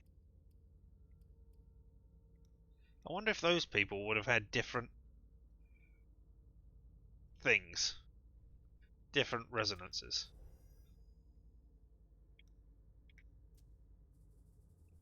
Oh, Diablerie, yes. It was Masquerade, that was what was... Oh, it's gonna be... Let me look up and down there. There we go, Masquerade. That was the one that came up. Great conspiracy hiding the existence of vampires from mortals, designed to protect vampires from destruction at the hands of mankind. The Masquerade was adopted after the medieval Inquisition claimed many kindred unlives. This is the only Camarilla tradition universally respected, but also the one that is broken most often. A sloppy feeding with witnesses, a vulgar display of undead might, a confession to a beloved mortal. These things happen. The kindred are expected to clean up after themselves, or there will be hell to pay. Crime World Code Snitches Get Stitches doesn't even begin to describe how seriously both the Camarilla and the Anarchs take the Masquerade. In the age of social media, clickbait, and fake news, a Masquerade breach is easily overlooked by the masses, but any transgressions can end with a Black Ops team kicking in a Haven door. Only the craziest of canine superiority fanatics dream of an age where they can rule openly, and has to face reality. The undead fare better as a parasitic power behind the throne than as a great predator or infernal lords of dominions. Sorry, not domination, human. Although that would have fit in well there as well. Nope, I don't need to look at anything else. Alright. Hello. Absolutely divine. All right, Jay. Where are you hiding? Then there are the palaces, the mosaics, the I think that's you gardens, probably over there. the vibrant youth population. It must have been busy with the police and all. No? They make a lot of noise, but life always finds a way. You're not Journey. At night, mostly. At clandestine parties, safe from their batons. Those young people just want to have fun, and their dissent has a delicious taste. Cool. Hey, I want to talk to you first of all. You seen Journey? What a shitty night. Do you think the Code Red will last much longer? I hope not. The faster I get out of here, the better. What? And Mem Lewis, the Black Rattler's Rose, is afraid of a handful of politicians? God, no. Fine. Let me know if I can do anything for you. Yeah. I'm looking for Journey. You got any information? I'm supposed to find Jay. Do you know if she's done talking to April? Huh. Good question. I saw her earlier, but she wasn't with Miss Bosley. She went into that alcove on your right, but that was a while ago. Thanks. You might want to avoid hanging around with her, you know? I've heard stuff about her. I know, and it's not true. She didn't do anything, all right? Oh. Fine. Sorry. Did you need anything else? Yeah. Let's talk about... There's a surveillance unit. I don't know why I'm bringing that up. I don't know who mentioned that in the slightest, but alright, there's a surveillance unit? I heard the prince put together a surveillance unit. Really? Yeah, Okay, I didn't. The cave. Mr. Lido and his team spend their nights there. Oh. It's just below us. But don't even think about going down there. It's only for sewer rats. Oh, and I am not a Nosferatu. Alright. And the prince has a floor all to herself. Oh, how heavy the head that wears the crown. Miss Iverson has the top floor all to herself. Yes, that's where she's got her office for hearings, as well as her personal quarters. Miss Bosley is the only one who has access to them. Alright. Thanks for the vessel. My pleasure. Come back anytime you want. Alright, well, I am not going to go over there and speak to them. I'm going to go and investigate the alcove. Nope, don't want to kill you. Nope, you're not the alcove that I should be investigating. Alright. I obviously don't know which alcove, unless it is the one that is over here that I have to. Oh, hey! I regret that I can't do it as much as I used to. The dogs from the SI have made things so complicated. The what? Surveillance? Nothing, darling. It doesn't concern you. Alright, hey, who are you? Can I help you? Have you seen Jay? I've got to talk to Jay. You haven't seen her, have you? No. It's not about the destination. It's about the journey. Thanks for the advice. If I hadn't been talking there, I would have known what you said. Do you still work for April? Well, aren't you rude? My loyalty is with the court. Seems That's like not the question I was asking, but okay. Knows, though. She's got some extra responsibilities, sure, but that's it. I have my own agenda. Mm-hmm. I'm not surprised. Alright. I've got stuff to do. See you later. Over here. I know that perfume. Jay. Oh, LB for Auspix. You want to... Alright. Examine that. Oh, no, that's a shadow. I thought there was blood drips on the ground. That's Jay's scarf. Alright, if I have to press the Auspix button and increase my hunger.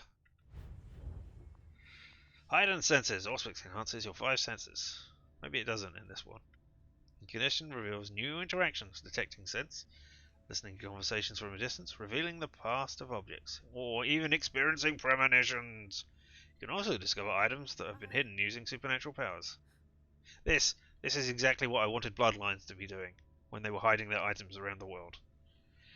Heightened perception would make the items sparkle, but the items were still there even when you didn't have a heightened perception. I wanted them to not be there. I think I've mentioned that before, once or twice. Maybe. Possibly. Alright. Okay, so, alright, can I go out of that? Alright, so can I listen in on your conversation?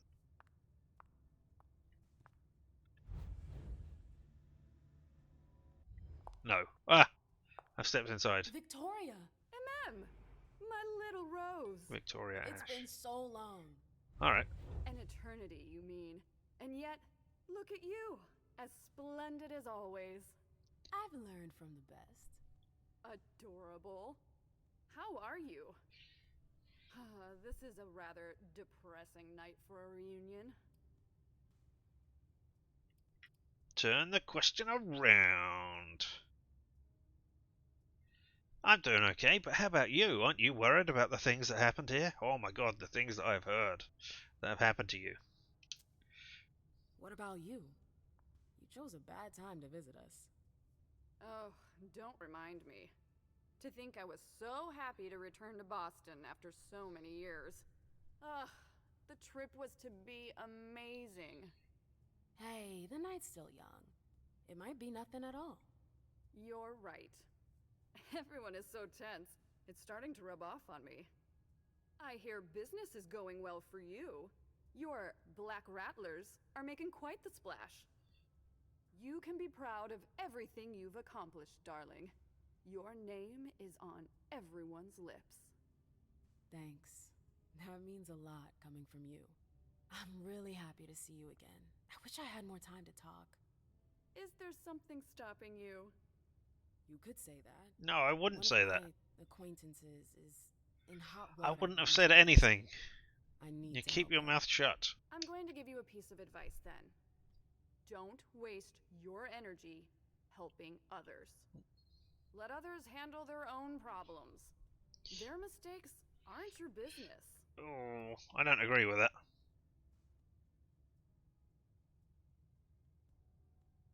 I think you win through friends in this. I think you especially will win through friends. Jay is important to me. Journey is someone I can trust. I can't let her down now. Is Journey a prince? No. Then her opinion doesn't matter. The only individuals who should matter to you are royalty. The rest, they're just for decoration. Alright. Thanks for the advice, Victoria.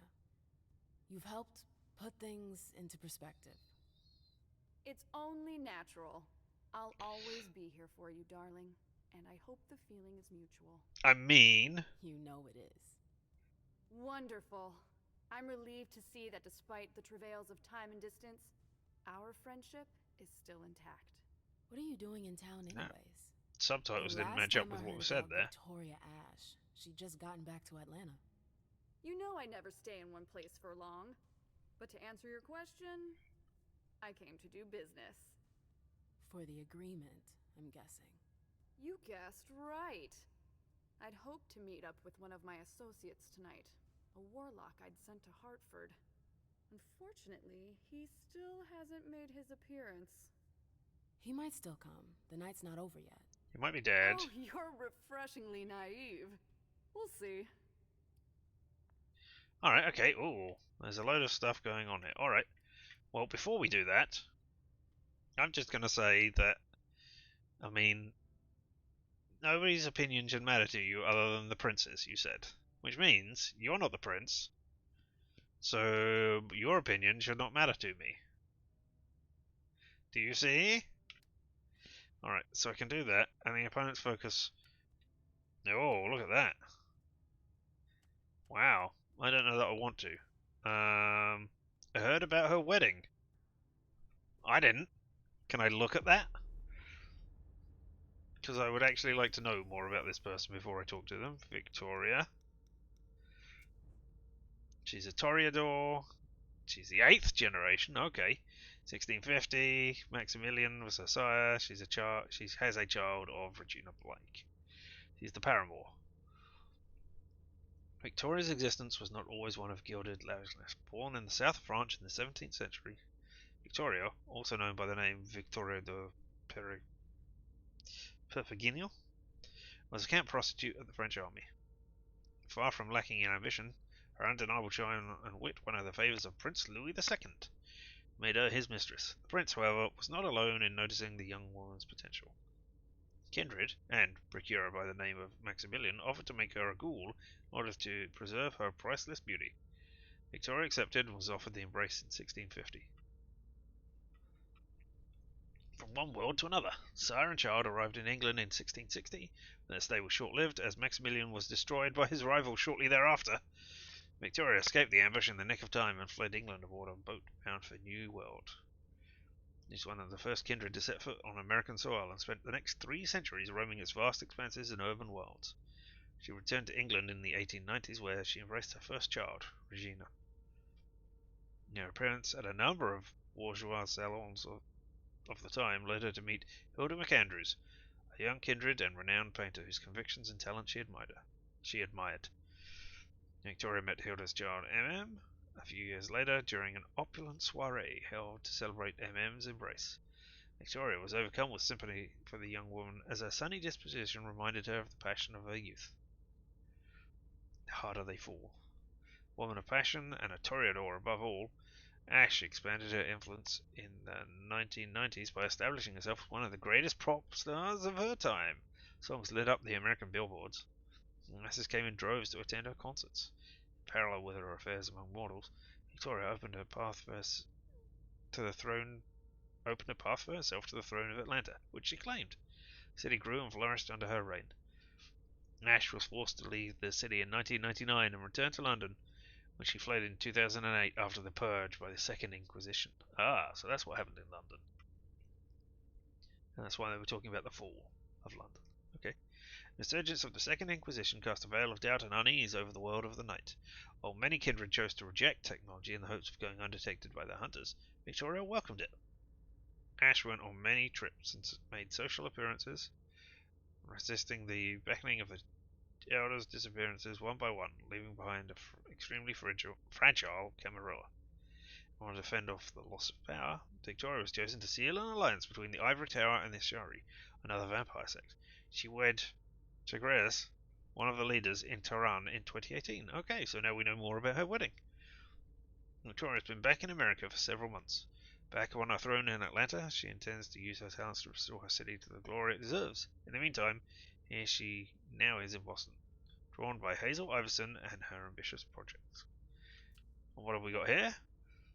2 rhetoric, 3 in intimidation, 4 in persuasion, 2 in psychology, dominate and presence. Wow, 3 in dominate and 5 in presence. You're doing amazingly.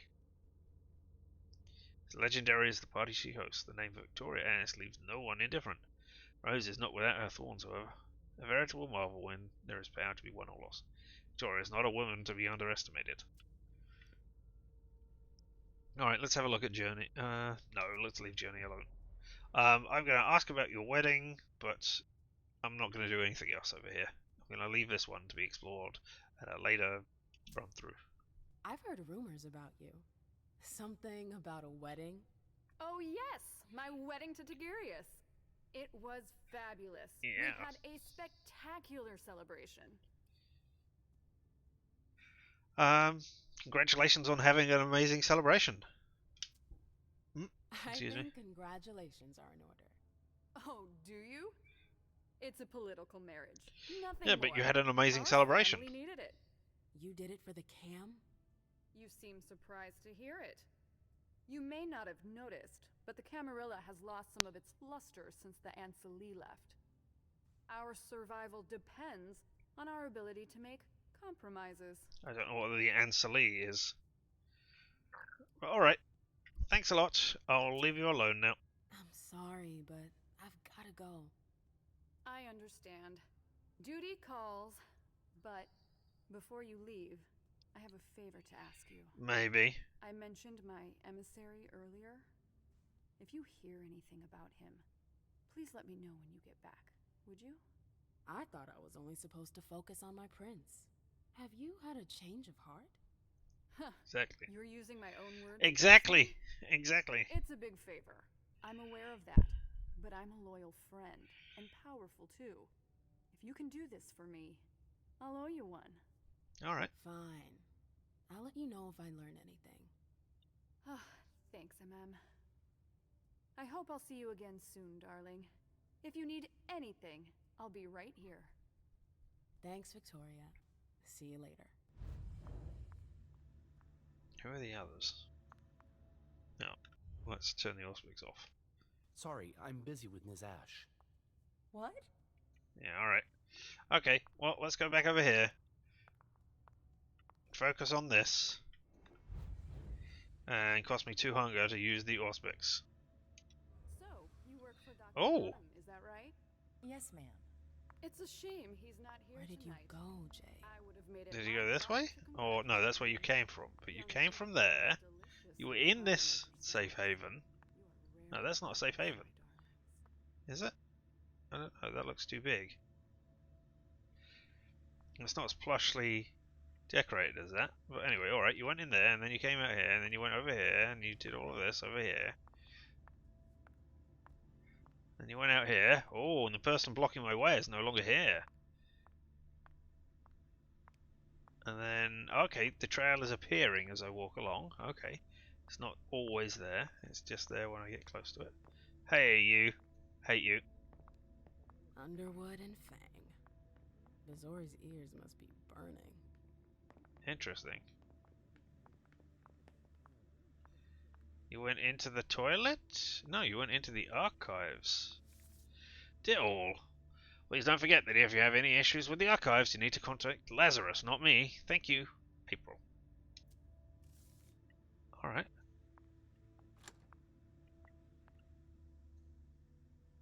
Bypass lock. With a swipe card, or if I've got Technology 3. Do I not have Technology 3? Is that something I'm focusing in order to use? No, not talents, traits. No, not traits. Character sheet. Yeah, I've only got Technology 1. Right?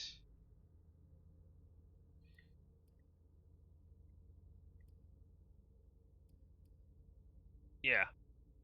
No, physical, social, and mental do not increase technology. Mental increases psychology, social increases persuasion and rhetoric. So I've got 46% chance if stuff is going on. Alright, but... Oh, can be focused, can be used in exploration. Alright. So if I was prepared to use 6 of my willpower, then I could get in there. Not just yet. Let's follow the... Hello? Oh, I know you. Can I hear you? Do I need to focus on you somehow? How can I overhear you? They can't hurt me. There we go. No. So, do I reuse auspics? No. So I don't know how to listen to that. Keltum and Lazarus. I smell gossip. Yeah, how do I gossip on them? Hey, Fang. Good evening, Miss Lewis. Call me a ma'am, please. Did you come with Caleb? Yes, but he's so very busy. You didn't happen to see Journey, did you? I'm sorry. I don't know everyone's names yet. Green hair. The one with the green hair. I hope it'll work out. Alright, how do I press my ear against the glass while standing really close? Do I not? Do I not do anything if I turn this off? I hope he's alright. Maybe that's just, hey, there's something going on there, but you can't quite hear it right now. Alright, if I want to go into the archives... Lazarus, here we go. I've gotta hurry. I'm not supposed to be here. Alright. Hey, keycard! Keycard! Take, well, examine. That must be the card they used to open the archives. Yep. I will take it this time. I'm not going to use my willpower. Oh, I've got an inventory now! Consumables are single-use items that provide bonuses. Most of the time, consumables are used to replenish willpower or eliminate hunger. Each type of gear has advantages and disadvantages when it's equipped. The effects of the gear apply as long as it's equipped. Gear may not be equipped or unequipped during a dialogue. And documents, once they've been collected, consultable items, phones, documents, etc. can also be consulted from inside your inventory. Alright. Magnetic keycard, archives, it belongs to Lazarus. Alright. Consult sheet. Provincetown Library, maybe some old books on the first kindreds. Boston Public Library still have some unexplored archives. Taunton Public Library, some works forbidden to the public, undetermined nature. Jefferson Library in Boston, probably some very rare thaumatological archives, but access is risky. Auburn Public Library, unexplored archives. And Cambridge Library, 2 ancient tomes on the history of the Avenger in Boston. So what are you... I guess you're just looking at kindred stuff? I don't know. Oh no, I've been recorded. Damn it.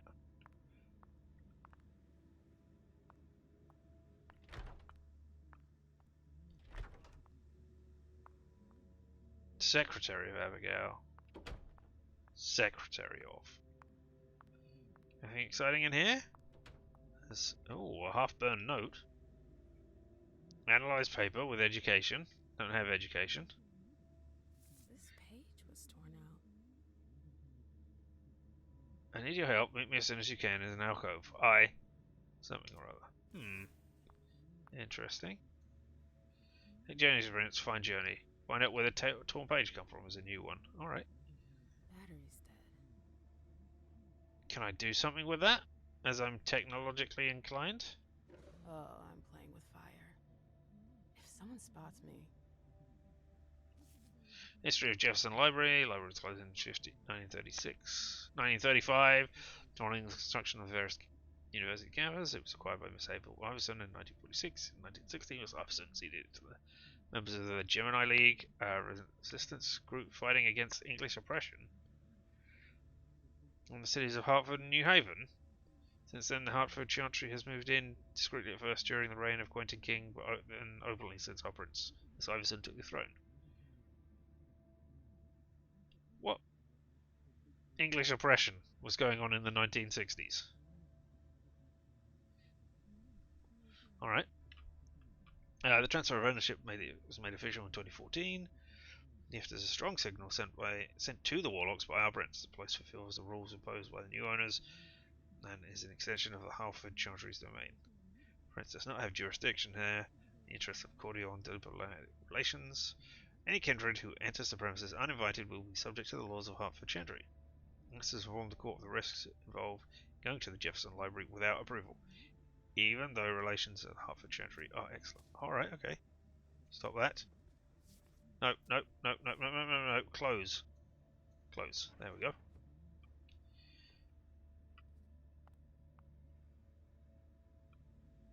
What are you? Oh, recover deleted messages.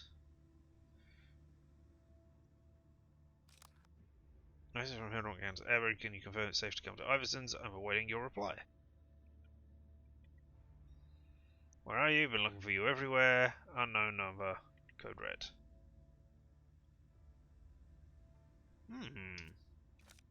Interesting. I don't think I'm going to recover things just yet. You went in there. Also went down here. Alright, no, let's see what you did in here. They can't hurt me.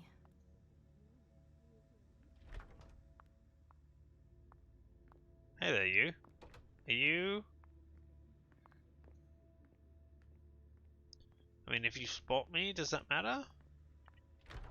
Oh, Journey. Well, I meant to be looking for Journey, so it's... Alright. I hope you didn't forget anything, Jay. Venue reservation is okay, venue setup is okay, invitation sent, limo reservation, rent salon, vessels, seen with Dr. Durham, servant security, okay, 2 more needed. Food for vessels and servants, check with Abby, check level of secrecy, Jara. Alright, interesting. Grunge not dead. Lots of interesting pictures there. Oh, cello. Oh, no, wait, what did I take? Club business card. It's a consumable. Oh, restores 2 willpower. Raised on the warmth of hot jazz, man. and strong ties with this type of music, synonymous with emancipation, energy, and greatness. Our clubs are back rallies and the embodiment of this passion for swing. Alright, so if you're still there, I have a consumable business card. Yum yum yum. Sounds exactly like something you would like. Okay, guest lists. Accompanying guests, vessels for consumption, about them, staff. Okay. Ah.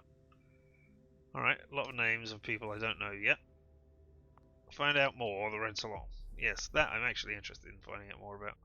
Low profile and comfortable place where all Boston kindred who can afford it go to enjoy models who have been expertly prepared by Dr. Richard Durham. Or Dunham. So the doctor is embraced. Okay. Alright, now computer.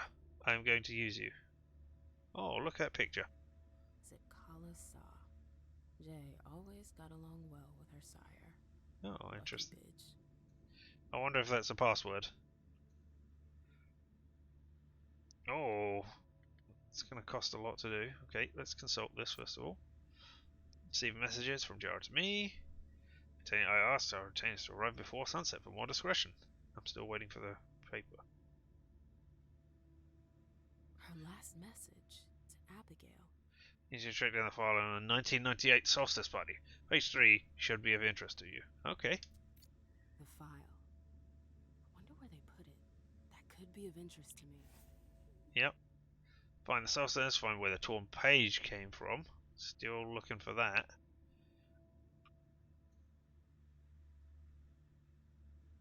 Alright, let's recover your search history. Let's use up half of our stuff. Jay was looking for a file that Jara took from the archives. Interesting. Okay, Half-Food Unification Party file withdrawn by Jara. Interesting. So we know a thing now.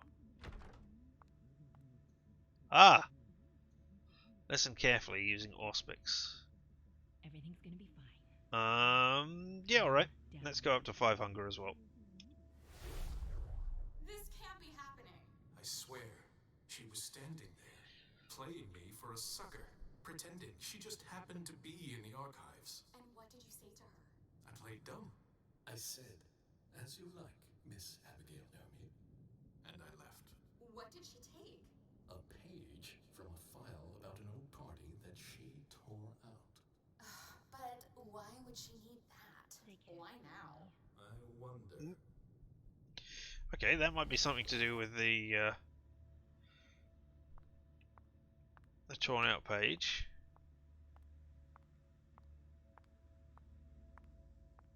April, so she went into April's office. Let's go into the other one down here first of all. Now that we have the card.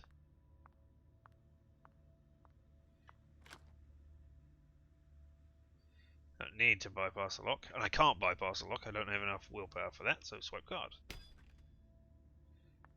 Jay, what were you doing in the archives? Well, here's a thing with a keypad on there. I better... Do I know the code? Well, and I definitely can't hack that, because I can only boost it twice. So I say enter code. Enter the security code. Alright, I don't know the code. Is the security code just sitting here on this computer? Last items borrowed. Jar about Hardy Unification Party. That's probably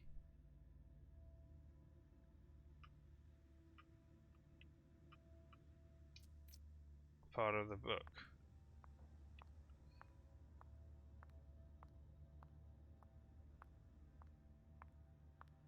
Okay, so you came over here.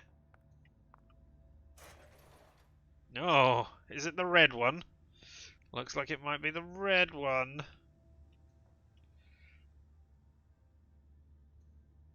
Let's read it first of all. Confidential file. Party from a few years ago. It's the one Journey asked Abigail to look at. Yep. Across the Prince, Quentin King, the winter solstice will be celebrated at his home on 21st of December, the entire night. His behest, the celebration will be inspired by the masquerades in Europe pagan calendar. Invitation matters approved by the Prince. Esteemed Prince of Boston, Quentin King does your distinct honor of inviting you to the winter solstice celebration at his home. Inspired by pagan masquerades, please come accompanied, and above all, masked. You will be able to pledge your respect, and allegiance to your revered prince throughout the longest night of the year. You're expected at 7:30 p.m. on the 12th of the 21st, 1998. Please note, refusal is not an option. The safety of N+1s is not guaranteed. Alright. Here's the connection between Journey's email and the This is the game with the sparkly vampires, yeah. Journey asked Abigail to meet her in an alcove at the bar. Abigail, we've got to talk. Alright, yep. Found where the page came from. Find a question Abigail about her journey.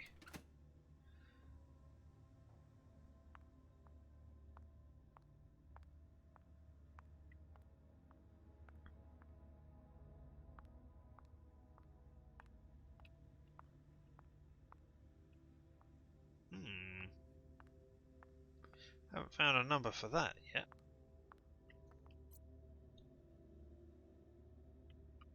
Alright, okay. Oh, my auspice. No, it's still up. Alright, so I need to find Abigail. Right?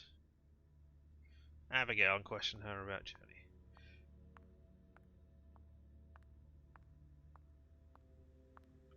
You're still talking. I hope he's alright. That's April. You went into April's place. And then you went out there. You didn't go upstairs. So of course...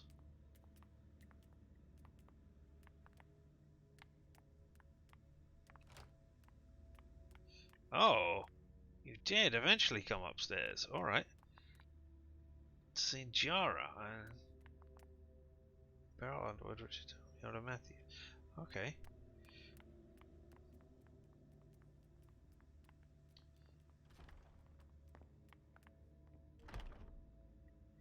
Alright, well we're going this way first of all. Oh, you again. Yeah, hi. What do you want? I'm looking for Journey, she came in here. April, have you seen Jay anywhere? You can't let her out of your sight for 2 seconds. The prince sent me to get her. I can't discuss that with you. Okay, there's no way I can up that enough. So... What does Journey risk?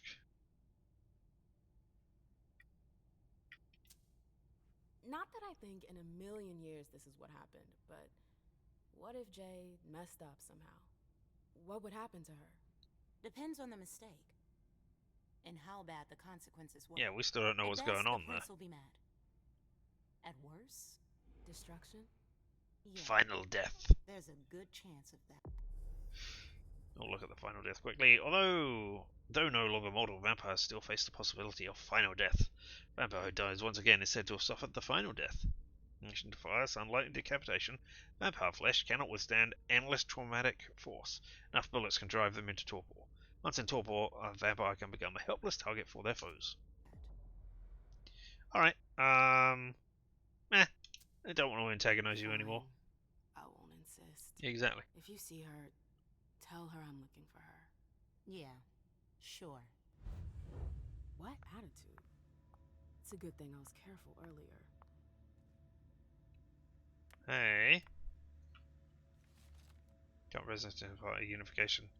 That's when all guests have arrived. Alright. A bunch of stuff going on. Don't know that that's helpful in any way.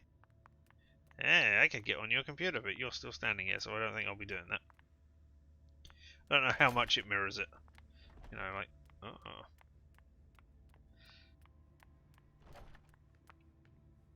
Took the elevator to get here. What? I don't understand. Are you bemoaning your lot?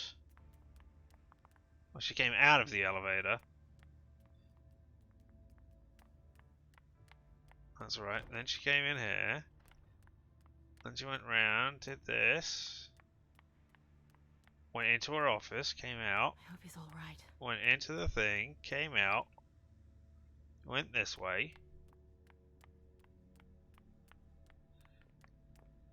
Went over. So how did she get upstairs again?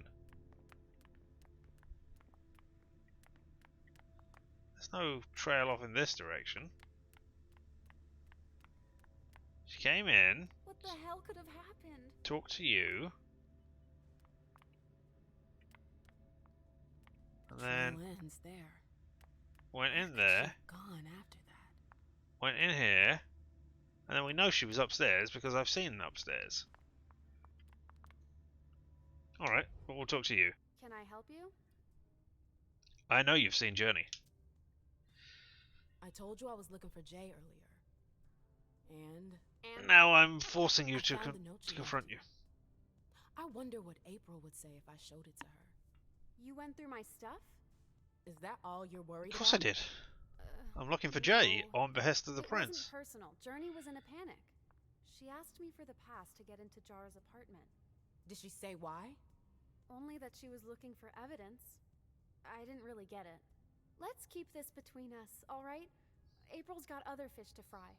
I'll see about that. I'm going to find her. Alright. Jara's apartment. That's on the Primogen floor. What was Jay looking for up there? I mean, that is the thing that I found without looking, by mistake. But we'll follow it. Do-do-do, do-do-do. No, this is the way out, sorry. It's up these stairs.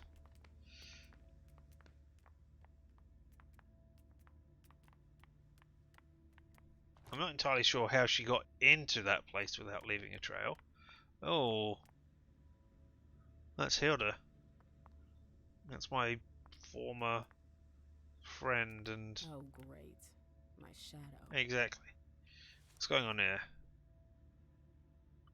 Okay. Excerpts from the history of Boston Camarilla. Annals on the First Inquisition. How morbid. I'm tired of waiting. Well, I'm not coming to talk to you. She's on the thaumaturgy. Okay. Stuff.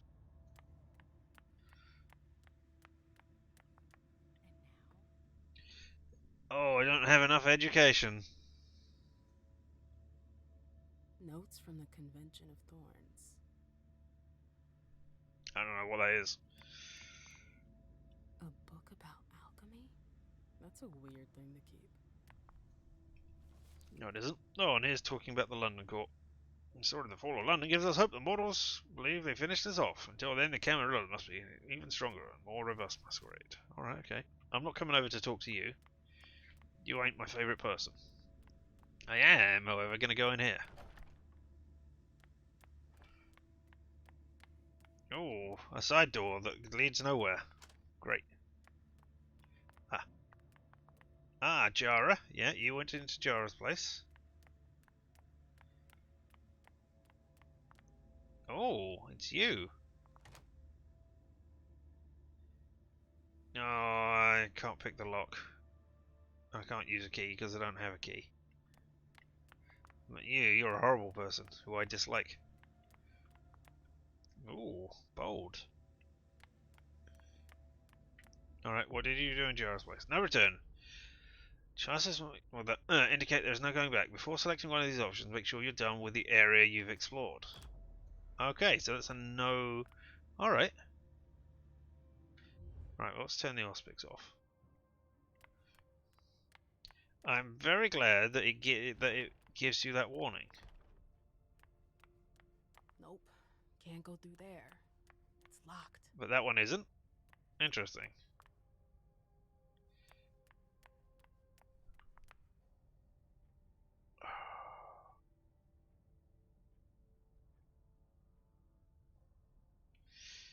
Nope, not going to talk to you. Not in this playthrough. Going to ignore lots of exciting interactions. Go in here.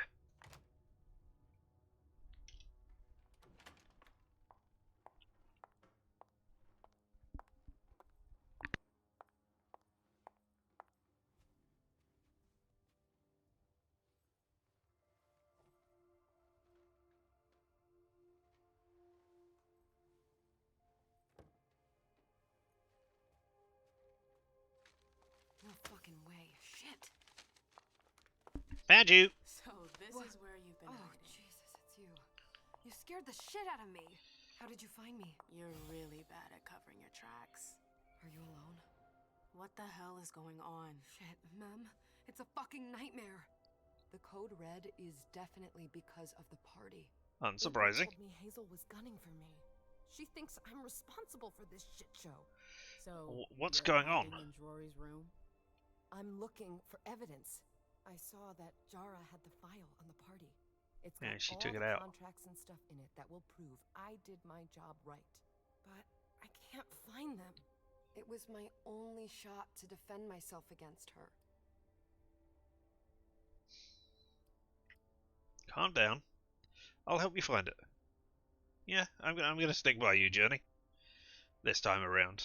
Next time, we'll probably get screwed over. But hey. Hey, slow down. It's gonna be alright. They don't have anything on you, do they? No, of course not. I did everything right, Mem. I was the one who rented the place. Same as always. Rooftop, away from prying eyes. I met with Richard to organize the vessels. I arranged for limos to be sent for the Hartford Chantry. I went through the same secure limo agency as usual. They're ours, so there's no risk. What the hell could have gone wrong? I don't know. But there's no time to think about it.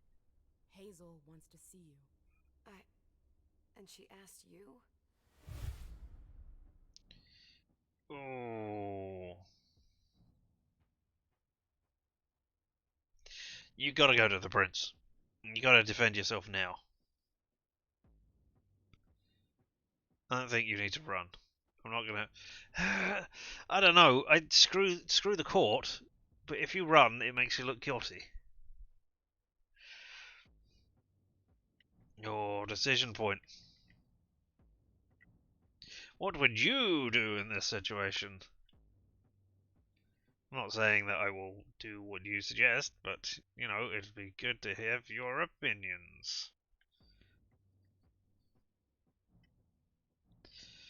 Should she run? Or do we take her to the prince and try and defend her there? Screw over the Camarilla that way. Should she run now before charges are laid at her feet? Possibly making everybody think she's guilty, but definitely saving her life.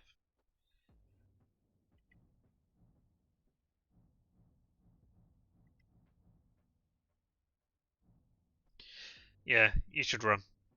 Get out of here. I'm not part of the court. It doesn't matter. Listen, honestly, you better get out of here. What? What are you talking about? Confrontation. Confrontation, you must fight to convince the other person. The result of the confrontation has a severe impact on how the story will play out. Confrontation has a certain number of stages. The number can depend on the goal of a confrontation. Each stage either ends with a win or a miss. Not a loss. Okay.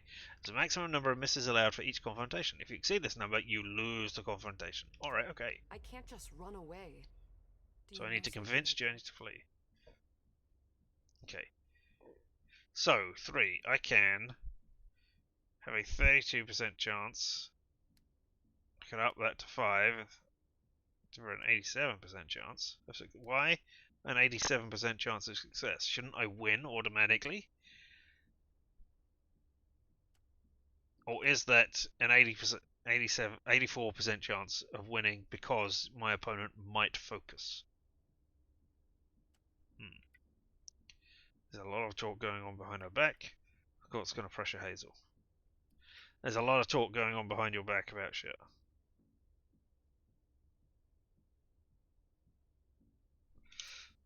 I'm not going to use talk myself. to Abigail. She heard some nasty rumors about you. They're accusing me based on nothing at all. But I know the prince. She doesn't believe rumors. Uh-oh. Well, I failed that one. Hazel doesn't want to hurt you. Others could change her mind. Who would? Honestly, who would stand to gain something from my death?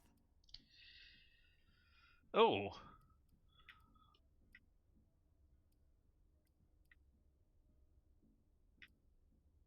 April? No, I think it's Hilda. I didn't talk to Hilda, though.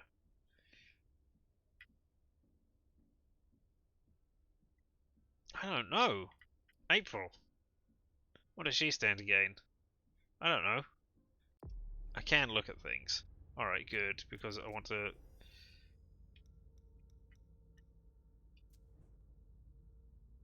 Oh, I don't know, you're close. I don't know if that is you or not.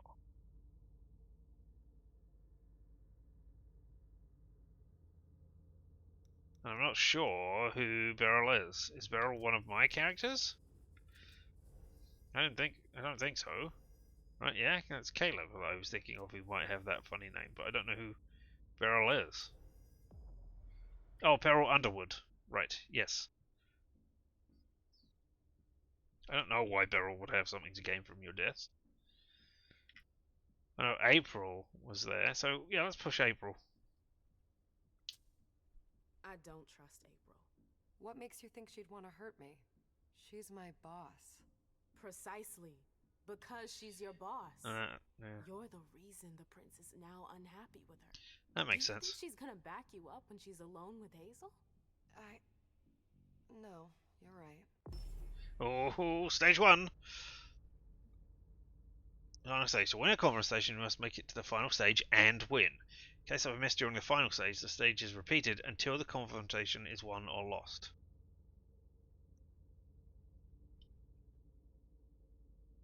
I'm not quite sure I understand that. Does that mean you allow me infinite chances to do it until I hit the 3 miss thing? What a bitch. If I run, people will think I'm guilty and that I want to leave the Camarilla. But you can't leave the Camarilla. Yes, we can. I know people who can help you. Anarchs. Don't underestimate them. They've held out against the Cam for a long time now.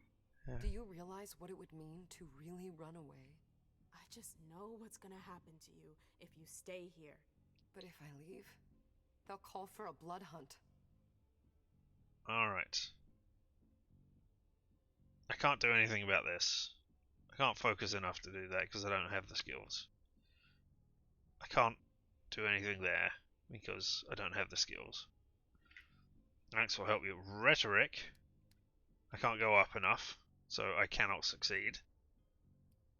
Psychology I don't have.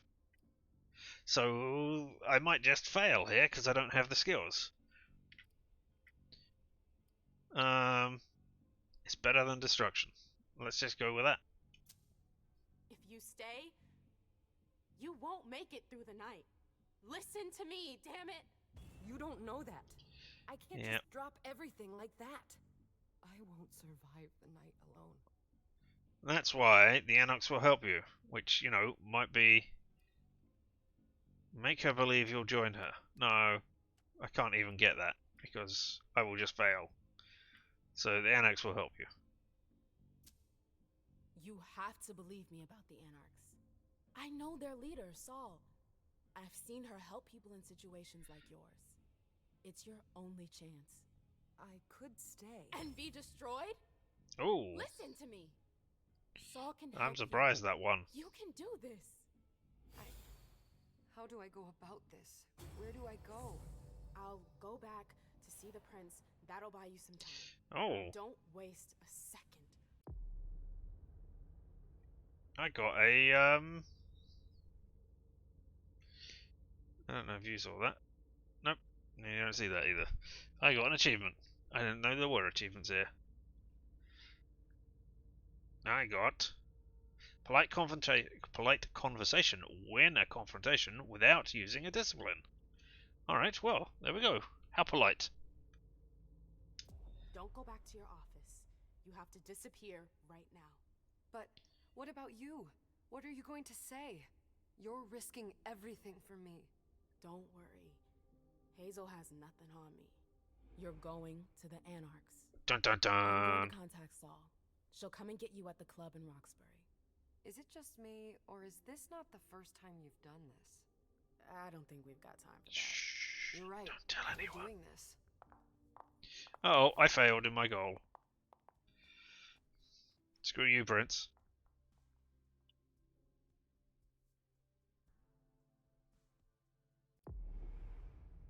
Oh, and here we are with leisure. Where from madness sometimes comes great clarity. A wise prince knows how to recognize this rare talent in subjects. Gives them recognition that others deny them. We can be an investigator, jack of all trades, or veteran again. I think you are more investigative, but I think I'll take free and see what happens. See how much XP I have. Oh, I can go back. That's good to know. I hadn't realised that. Okay, so I don't think you're much for technology. 130 experience. All right. Yep, 15 to raise it. Well, let's just raise physical. Just see. 15, 35, 65, 100. That's 45. No, that's 35. Cancel. Right, and disciplines. Obfuscate. You should hide objects. Hunger cost depends on your obfuscate rating and the difficulty of the interaction. Can copy one additional uniform. Oh, you can copy the uniforms of a target. Generates 2 hunger. A minimum of 1 uniform can be copied. Can only be activated in a safe zone. Activation generates no thing.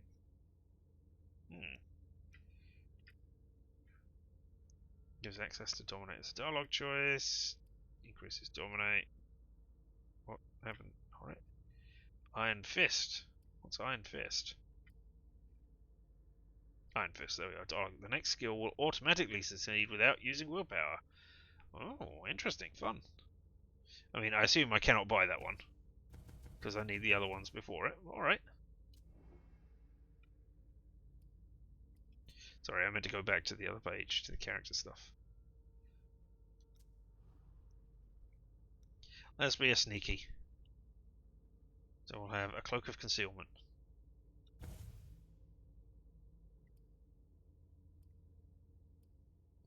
Yeah, I can't raise it again, right? No, I can't. And I've got 85 to do stuff here. So we will have more psychology. Identify and react to social conversations with ease, yep.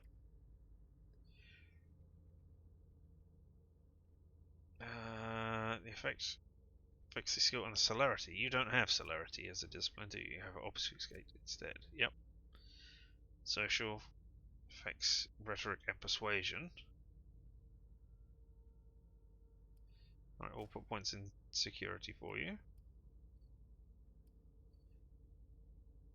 And I think you want oh, you've got different ones. Alright, we'll have one for deduction, one for education, and then I could raise this.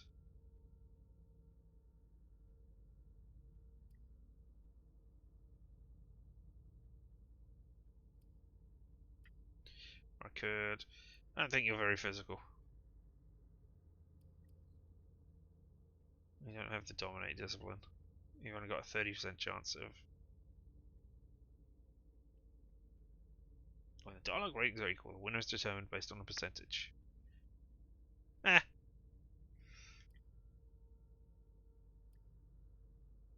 Yeah, alright. We'll raise that. We'll have all of those. Why not? And we've got an exciting obfuscate power. Unseen passage cannot be seen by others. No longer interact with the environment. It's possible to read a document or examine an object, but they cannot be taken. Electronic equipment can still detect her, but there is no hunger cost. And you can do Mask of 1,000 Faces, you can copy a uniform of a target, which generates 2 maximum. of one uniform can be copied. Can be activated in a safe zone. Activation generates none, but it costs it to copy a uniform. This allows you to hide an object from the eyes of an onlogger or to interfere with electronic equipment. It will no longer detect she when using the Mask of Stealth. Nice. And the hunger cost depends on your obfuscate rating and the difficulty of the interaction. Alright, okay, so we got things. Let's go with that.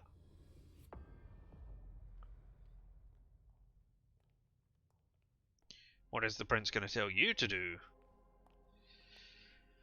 Leisha, it's good to see you.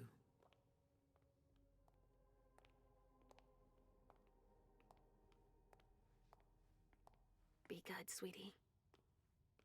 How was your reunion with Halsey? Thank you, Hazel. Your gift was wonderful. You shouldn't have troubled. You're welcome. Does she exist? I don't think you do, little girl. For this long. Good evening, Delsin. Good evening, Leisha.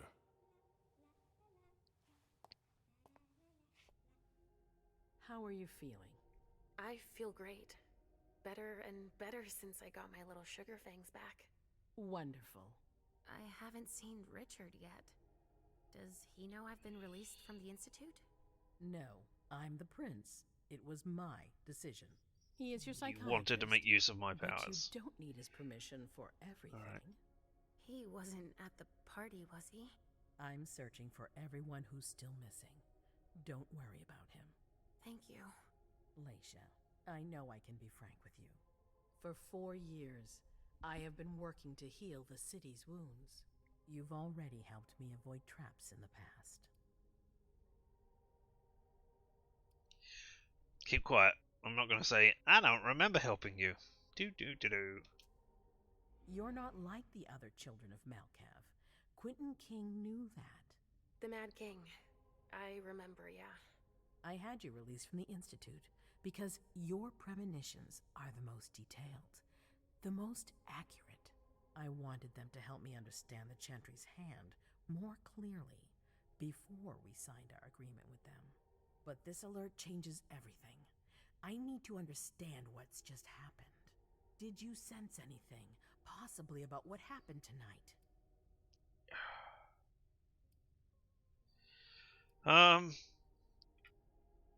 I think you are, if not a people pleaser, then somebody who will tell everybody about the visions that you've had, whether it's detrimental to you or the others at all.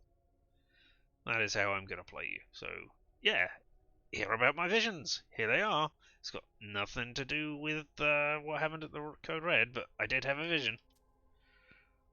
I saw images, but they had nothing to do with this party. It didn't make any sense. It was a long, white hallway. It's a little early for sure, but it's a good start. I'm sorry, I can't be of more help. Don't be sorry. There's something else you can do for me. Your discretion can still be of use to me. I need to be sure that none of the members of my council are going to take advantage of the situation. Oh, Snoopy time. Oh, you don't trust them? Look at that, timer counting down. Them? You can never be too careful. Okay, you and sense. Delsin are the only two people I trust entirely. The members of the council have their council lodgings here. It gives them the impression that they have power, and it means I can keep an eye on them. I'm going to give you the key. Go and see if you find anything that could make me doubt their loyalty. Anything that might make me think there's something in the works. All right. Miss Drury burned the midnight oil to make sure this event was secret. I imagine there might be some evidence in the information she gathered. I need it. All right, consider it done. Wow. You've never disappointed me, Leisha. Please don't start today. Until then, I hope to have found more information. But above all, don't share what we've discussed with anyone. I don't need more gossip. Can I take Halsey with me? Of course. All right then. I'll be right back.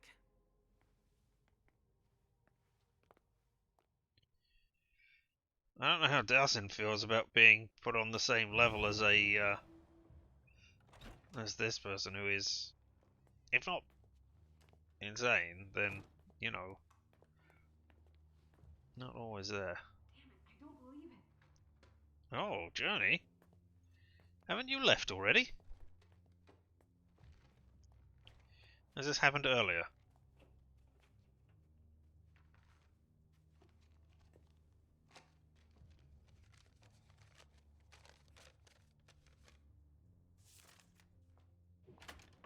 Oh, shit! There was somebody in there observing my getting rid of you. Ah! Ah!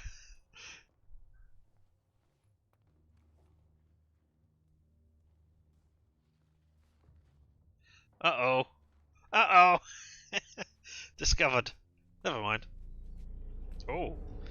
It's... Why are you vibrating? Let's see what the premonition is.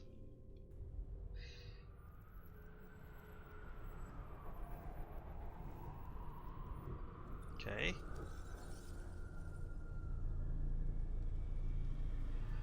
Lots of crates there were around there. And yellow. Oh. I don't know what that is. Also, I just covered my own arse by, you know, not hearing that conversation. I have to be careful. Trick gained introspective. Shit, they're gone. Haha! You learned nothing. You didn't learn of my betrayal. I'm going to Richard's to see if he has my teddy. Okay. Come and find me when you're done. Let's see if Hazel was right. Did Jara leave anything behind? Alright. Well, so many things. We looked at this one already. Now we can see. Wait, dominating psychology? That's not what she has. Oh, I wanted to look at MM. Presence and persuasion. I don't know that that's what... It's not good that it doesn't update. Alright. I want to see what happened to Journey. Oh, Journey updated, but I never looked at Journey. Or did I? No, I did not. Clan Toreador, Generation 12, date of embrace 1938, sire Ziklasar. Journey was born in Boston in 1904. She was from a long line of musicians and took the stage with her parents at a young age. She joined the violin section at the New England Conservatory of Music. Journey showed great talents and could play in any style. After completing her studies and graduating with honours, she opted for a career teaching at the conservatory that trained her. Now she became president of the Alumni Association, with an important role of granting awards and scholarships and organising events. It's one of those gatherings that she would meet Zitkalasar, an honorary alumni. His career fascinated her. Interest revealed itself to be mutual, and with a strange friendship formed between the two women. Convinced of Atkins' talent, Zitkalasar invited Journey to create her own interpretation of her Sundance opera. They collaborated on the project for 4 years until Sar's death in 1938. Particularly painful loss for her friend. Journey was devastated, with nothing left to live for. Daughter of the Night. Sar had been dead for several months, when one night Journey thought she had seen Sar at her bedside. In this feverish hallucination, her mentor asked her to finish her project, perform it on the stage to bring hope to her family again. Journey accepted, and before going their separate ways, her late friend took her in her arms. Atkins felt fate. She had just been embraced. Though her first encounter with the beast was terrifying, fears and anxieties were washed away with the joy of being reunited with Zikala. Journey embraced the night the way she embraced her music, with passion. Toreador, through and through, her talent for throwing parties brought some light back to a Boston that had been so gloomy during the reign of Quentin King. Her soirees were praised for their unparalleled creativity. A guess also came for the thrill they provided. Journey would sway from total discretion to absolute risk regarding the masquerade. Journey met MM at the court of Prince Quentin King. Enchanted by the talented dancer's sunny personality, Journey grew very close with the Rose. She did so under the critical and excessively jealous eye of Hilda, whose possessiveness was a great source of amusement to Journey. Bound to MM heart and soul, she supported her every endeavour. from her separation with her sire to the creation of the clubs. Melancholy. Whereas Quentin King's Malkavians knew how to appreciate her daredevilish side, which is no longer the case after Hazel, Iverson, and the Bloodlines came to power. Faced with the austerity with which they responded to the fall of London, Journey never ceased to look for new ways to bring a little playfulness and frivolity back into the Unlife. Then, here is the update thing, a fresh start. Recent events pushed Journey to take drastic decisions to preserve her Unlife. On MM's advice, Atkins chose to join the Boston Anarchs. Despite her trepidation due to the sudden change, she hoped to free herself from the clutches of Hazel Iverson and her lackeys. I think the Anarchs would be more appreciative of a free spirit like that. Alright. Halsey. That's gotta be the kid. Yep. Halsey, Clan Malkavian, Generation 11th, date of embrace 1939. Does that match at all? Not really. Well, let's find out. Halsey is Lesh's daughter. Her Malkavian nature has kept her mind that of a little girl. For Halsey, everything must be a game, hide and seek, a story. But above all, everything must be done with her mother, from whom she does not like to be separated. So you were embraced at the exact same year, but by a higher vampire? I mean, I suppose it's possible that Halsey embraced Lesha. Interesting. Anything else in the... Oh. No, they're all there. Okay, onwards. Alright, let's do some investigation. Open this drawer. No? Close this drawer then. Open this drawer. Close this drawer. Open this drawer. Close this drawer. Open this drawer. Close this drawer. Alright, this is the picture that they looked at. That MM looked at. Right. I could use my Auspex. Will it generate hunger? Let's find out. Well, it's not helping here.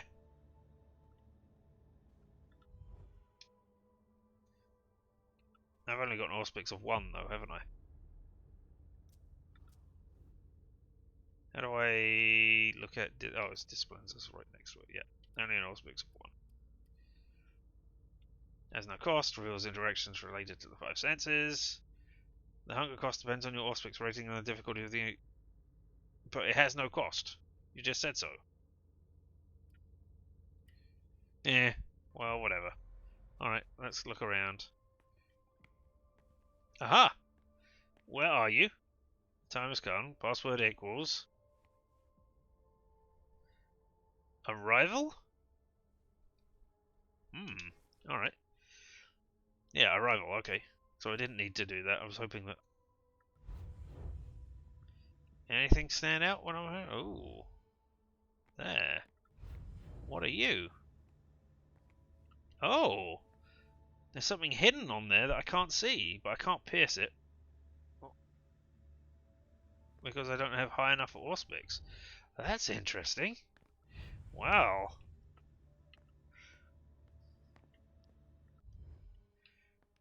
Small little indie game. Or not exactly small little indie game, but, you know, you impressed me with your hiding of objects and things. Okay, and what have we got inside here? Summary of individual files on the Alfred Chantry. Osborne, Mr. Osborne even, Regent, vicious and paranoid, extremely skilled in thaumaturgy, favours unification but mentions escape routes, private communications to be monitored. Visit the Jefferson Library once a month. This is the Jefferson. Oh, because you're head of the Chantry, you're allowed in there. That's their area, yes. Let's wait for John Reese's child. She is secret mind control specialist who supports Mr. Osborne unconditionally. He continues to be wary of her. He supports the unification to support the choice of her region. Mr. Samuels, Charles of Upton Rowland. Everybody is pragmatic, well versed in insurance finance. Oh, in insurance finance. He's head of a thriving business, which seems to have moved to Boston on a part-time basis, residing at Jefferson Library. Our intelligence indicates that he's there to ensure the financial balance of the agreements to be signed, which he's in favour of. Mr. Fleming, he specialises in poison and is Osborne's personal bodyguard. On several blood hunts and has recently moved to the library. He is there to protect the warlocks in the event of a retreat. According to our sources, he is opposed to the agreement because he harbours strong personal resentment towards Swansong A. Who doesn't? Well, I guess this character doesn't. Vance has lived in Boston since the creation of the Hartford branch in Boston. Unknown sire, specialises in high-level protection rituals. Little information available. Holly was our first outing from the library. If she accepts the invitation, we need more time to research her background. Mr. Woods, child of Deneb Osborne, resides in Hartford, is new to thaumaturgy, but shows very good skills in memory magic. He is under the authority of his sire, and therefore in favour of the agreement with us. Mr. Green resides in Hartford, child of Mrs. Wakefield, nothing to report, was embraced 2 years ago, kept his family, his job as a research chemist. Lots indicate that he is pro-unification. Mr. Chen was selected by the Chantry to come and work at the Red Salon and conduct experiments on blood stabilization. Extensive experience in thaumaturgy.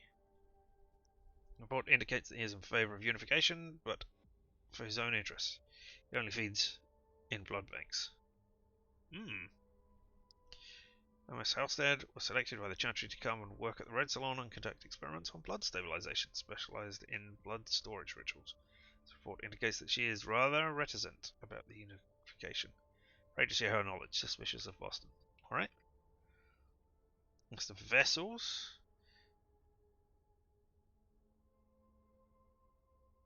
None of those names jump out at me as, you know, hey, it's the son of somebody else who is going to be there. Alright. Intelligence on the Chantry. 17th and 18th century, thaumaturgies were influenced throughout New England, but they also experienced dark signs, seeing their power erode over the years, primarily due to the encroachment of the Sabbat members from the north and western New England during this period. Camarilla are the government. Anarchs are the anarchists, the resistance, and the Sabbat are evil, for want of a better term there. They are the people who are vampires or want to be vampires and are generally all horrible towards humanity as a whole. Camarilla and the Anarchs just want, if not the status quo, they don't want them to be informed of vampires and treat them as cattle. These people would round them up. The Sabbat would round them up and treat them as cattle, outright. Anyway, some Elder Tremere, who are the Blood Mages, believe that at least one of the major covens allied with the Sabbat to bring down their downfall. A few agree on which of the three major covenants is to blame. Loss of status suffered from the entire family is a wound that still runs deep today and has led to a great dislike of the Sisters of Salem. Not sure who the Sisters of Salem are. Unless they are the Chantry in Salem. That's just their name. Operating primarily out of a chapel in Hartford, the thaumaturges have an ongoing competition with Avengers coteries for dominance in the state and been quick to exploit any opportunity. Thus, when the Prince of New Haven and Hartford came to them for help in early 1900s, they graciously accepted. Wisely, they have not yet recalled the venture over them. That is likely to happen soon. Indeed, as a result of the unification agreement with Boston, the Chantry will greatly increase its political and economic clout over the Hartford domain. Within the Chantry itself, prestige is highly prized, and competition within the upper echelons of the hierarchy is so fierce that more thaumaturges are lost to internal strife than to past clashes with the Sabbat. This is largely due to the fact that Deneb Osborne, despite his understanding behaviour, jealously guarded his position. It is impossible for his apprentices to progress. Whenever a warlock seems to be on the verge of unlocking a new mystery, they are often replaced by a less talented one. Alright. And today their Boston branch is mysterious and impenetrable despite our best efforts. We think it would be wise to require a visit to the Chantry as a sign of trust. Our intelligence reports numerous disappearances of mortals in the vicinity of the building, which fortunately, have gone unnoticed. This is what Hazel asked me to bring her. Exactly. Alright, item collected. Let's have a look at the inventory. So I have Jared Dory's notebook containing all the information gathered by Jared Dory on the Hertford Chantry, all of its members, as well as the vessels that were supposed to come to the unification party. And we have the muskie to the Primogen's apartments. Keys opened all the doors. Alright, what else is in here?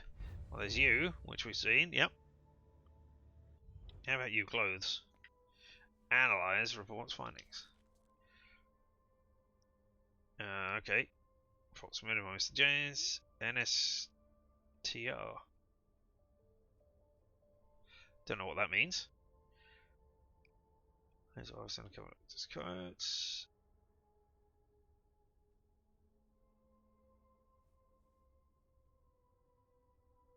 Mr. Moore wants a little more privacy. Life and Jared to Costa Rica for 1 week. They keep going to Costa Rica. They went there in July. They've gone there in August. Jared is upset. Mr. Moore has more troubling concerns. The subject must be experience a conjugal dispute. Yeah, okay.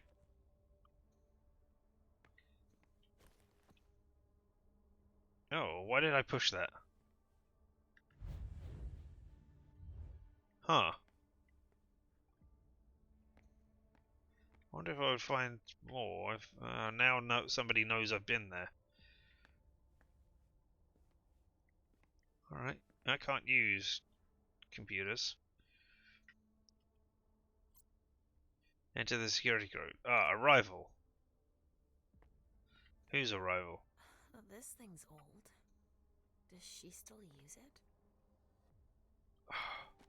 Alright, I'm going to push all of these. Stand them all up. But look, here's a red book. Examine. Huh. A log with a list of everything that was checked for the party. Ooh. Invoices, reservations, rentals. All from our network. It's journeys. That could be of interest to Hazel. Yeah, we'll snatch it.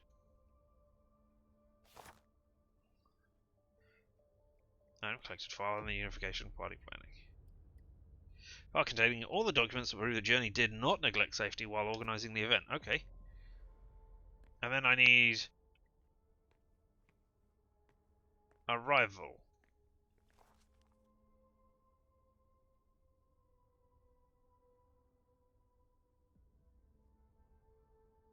I don't know what arrival means.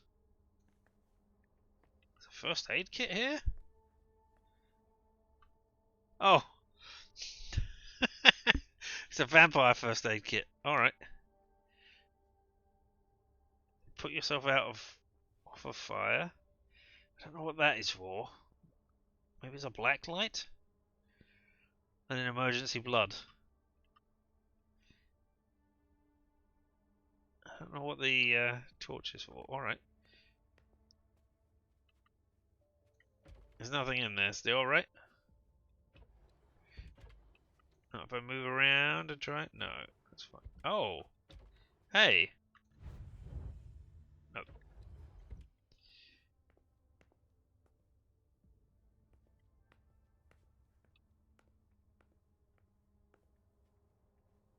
Hello? 1841! That's the arrival. I bet that's it. Jara, I'd like to give you this bond you've been waiting for so long, but I can't bring myself to continue to my situation. Don't be afraid. I will never abandon you, Jara. Never. We are together forever. We are one. Since that first night, the first instant. Nothing will ever keep us apart. I promise. K. Alright. Anything else around here? Okay, there's a trail outside. Well, we've got 1841 to enter now. Let's do that. Jogging in your suit. Consult. 184. V? What's V for? Verification? Okay. From Cass letter to me.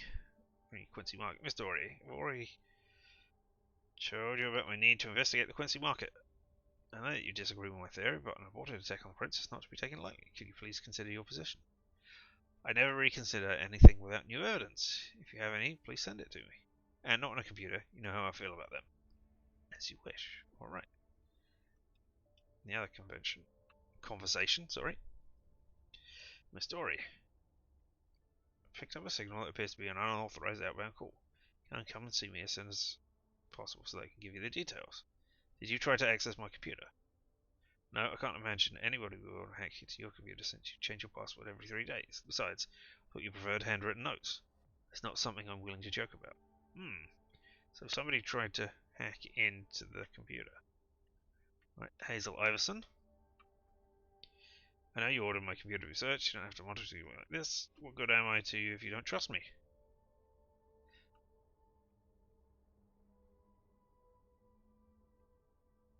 From Hazel, Jara. If someone is trying to search your computer, believe me, the order didn't come from me.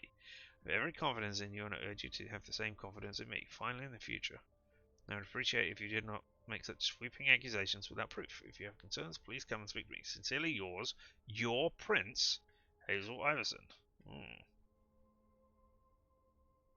How much pointing and clicking have I done? Absolutely none. As I said, as I might have said, or thought about saying, the only pointing here is the pointed teeth of the vampires. I allow myself to protect that which needs to be protected. I have my own ways of keeping myself safe from undue curiosity. To Sophia. It's precisely 10 PM. I'm heading to the party and leaving Klaus Leto in charge. You know the procedure. Let everyone know. Have a good night. Okay. Oh. And a bunch of codes.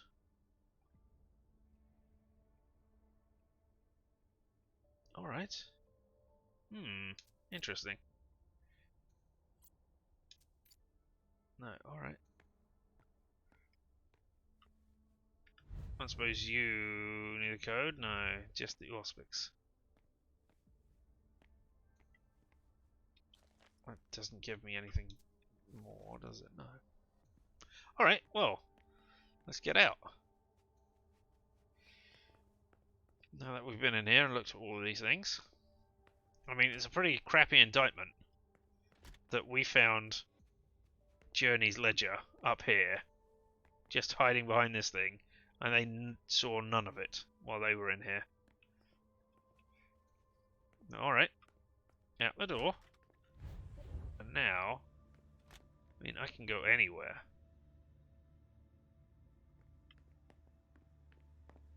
And I'm meant to be looking for... Go to Hazley or investigate the other members of the Primogen. Exactly. Let's investigate the other members of the Primogen. I have the key. And I do have the security to do it? I forgot. I took security, right? Yeah, I took 1 dot in security. Yeah. Alright, but we're going to use the key, since we've got the key. Nobody here. I'm going to be able to take a look around Dijon's.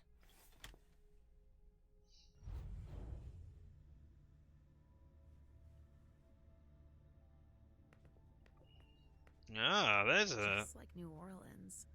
This is definitely Dijon's place. Yeah, alright, and what about that? Oh, I can pierce this one, however. Actually, 1 second, everybody. I have just had something come up.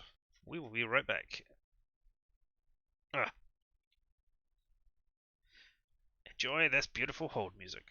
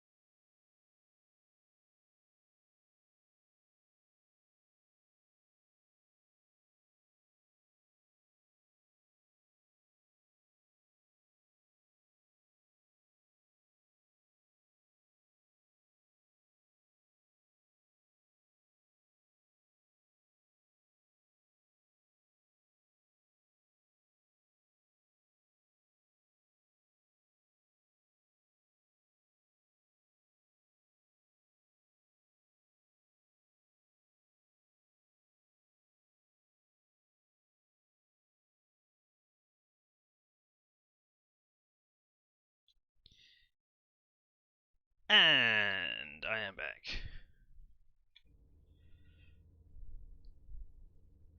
Still on September the 4th. Oh, I should have remembered what September the 4th was. The thing for September the 4th. Words. I should have remembered what the September the 4th code was. It was something like great. Alright, let's have a look at this and see what hidden object is there. What have we here? My dear sisters, I hope this letter will reach you quickly. Things are critical here. It appears we've been the target of a major incident.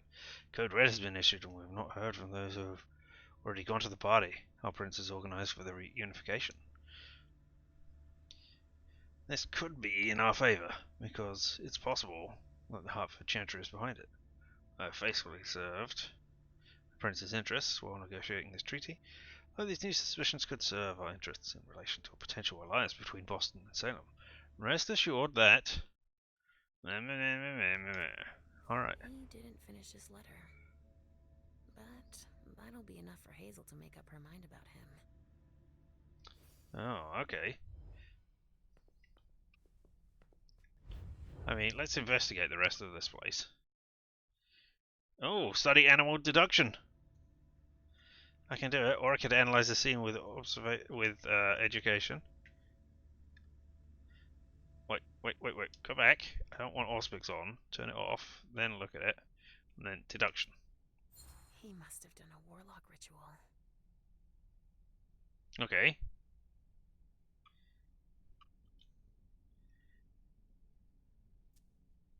He must have done a warlock ritual. Alright. I mean, I could have got that from there, and then could I focus this? No. No, I don't have enough. So what do you observe? A bird. Dead. Really? Oh my god!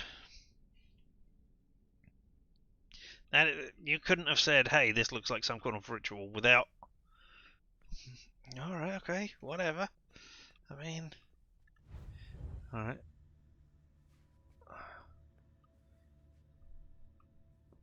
Oh, hey! You show up in mirrors. Not exactly like you do. Alright. Ooh.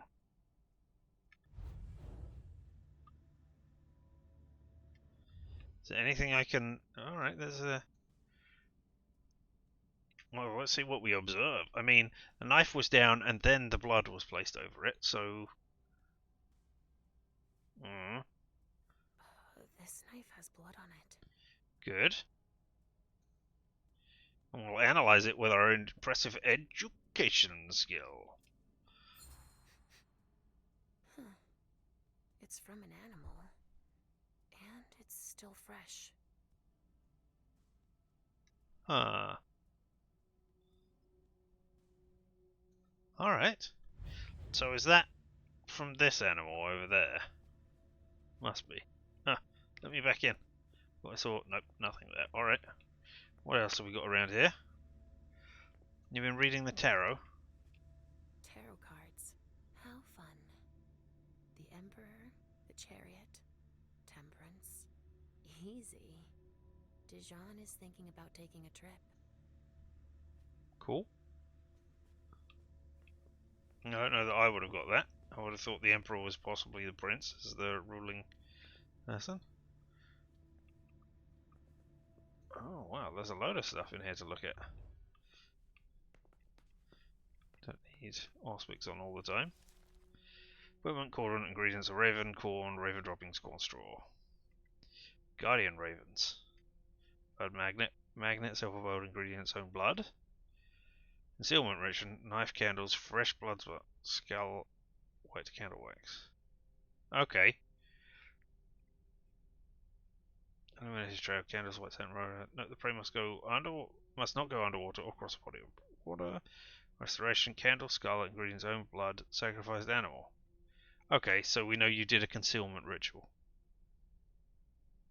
Because you had fresh bird's blood, a skull, and white candle wax. And you had knife and candle. Alright, but I mean... That's a great deduction that I made there. But, you know, I was just able to auspics and find it.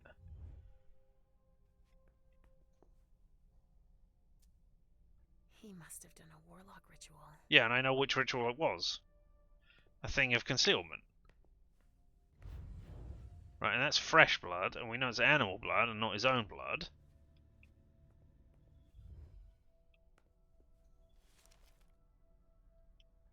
So yeah. So he concealed the letter. But why would I even... when I can just do Auspics and see it?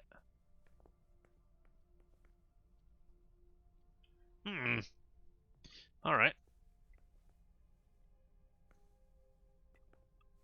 I'll leaf through. The Salem Gazette. City Council has found a new home. Oh, it's today's Salem Gazette. City Council has found a new home for the Sisters of Salem at the Salem Library in recognition of all the organization work in sharing and supporting our local history. While many know of the group thanks to the annual organization of the Hallow Mass and the Mighty Dead and Martyr Celebration, what's less well known is the implications with people in need throughout the rest of the year. Most newcomers to the area, troubled youths, and older citizens who are isolated. Sisters of Salem have an extensive network of volunteers that are joined by about a dozen new members each year. The community should be proud of the unity and mutual support shown by all our fellow citizens, from their participation in the celebrations to the participation in the social and cultural volunteering done by the organization, declared the mayor of the city council. She was also very proud to announce that her spouse had joined the Sisters of Salem the previous months. Inauguration planned for tonight at the Salem Library by invitation only. Well, I think your wife got snatched up and, turned into a vampire.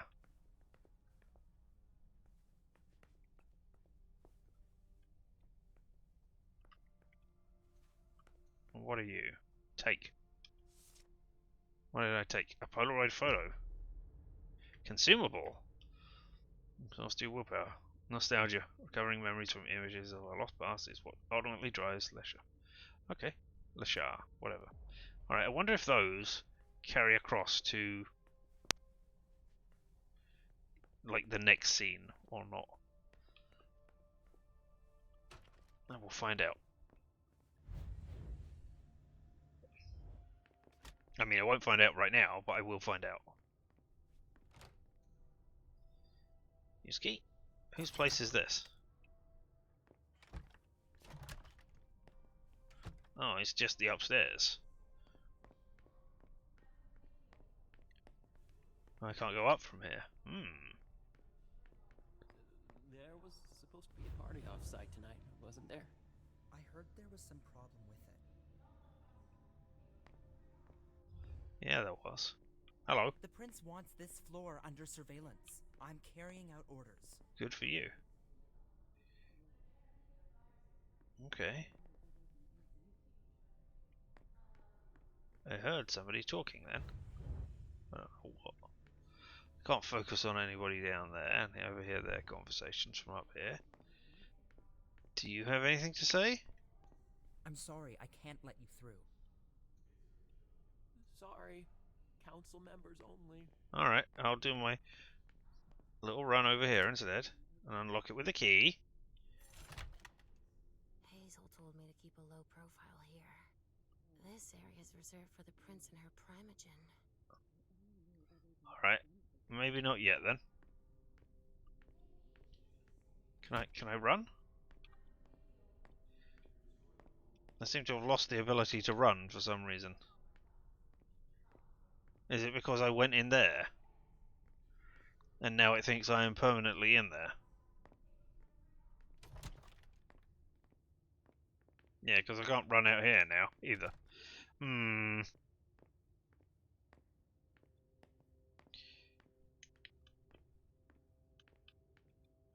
So, if I do that, okay. Oh! It looks like one of Richard's Rorschach tests. In green. Even with the color, I still see the same things always. Blood. No hidden messages. Yeah, and I still can't run. This is annoying.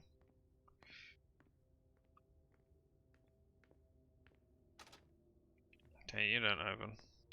Now I'm gonna wander around slowly and surely to find the things of the stuff.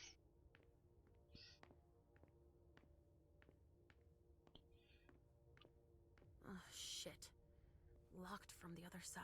Oh, alright, okay. Well, this is rubbish. This is the only little area I don't get to go to the other Primogen's place.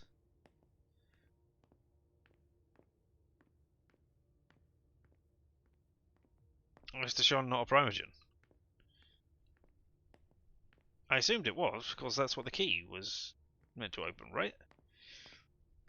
Oh well. Maybe not. Maybe I'm incorrect.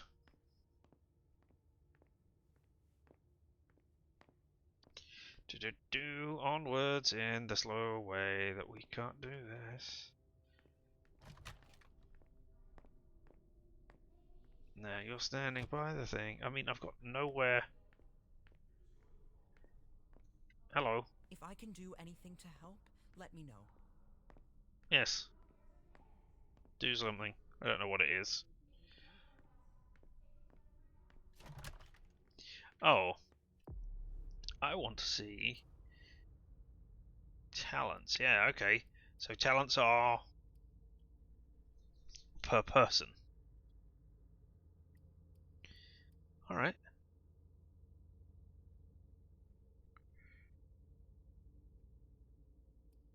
Alright. Rhetoric. Threatening.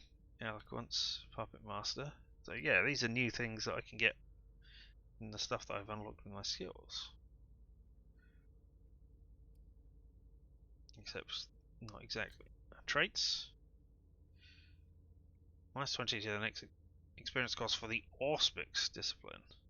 Because I'm introspective. Alright. Oh, and I can go backwards and forwards on here. Okay. Your beast is held at bay for now. And your actions draw too much attention to yourself and others, or are you just inept? Suspicion value is 0 out of 100. Alright. I'm an unreliable agent at the moment, even with a suspicion value of 0. Alright, whatever.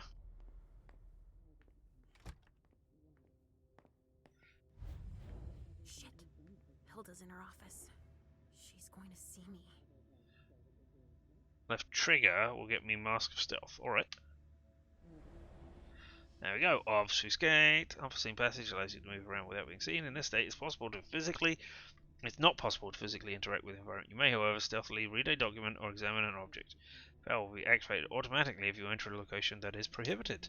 Nice. Thank you for showing me that. Now, I have 2 points in that, don't I? So what's the second one do me again? Allows you to hide objects from the eyes of onlookers. Okay. And electronics will no longer see me. That's great. Oh, now I can run. Cool. Barrel Underwood. Alright, yeah, let's look in here first of all. Oh, dang. You're in here.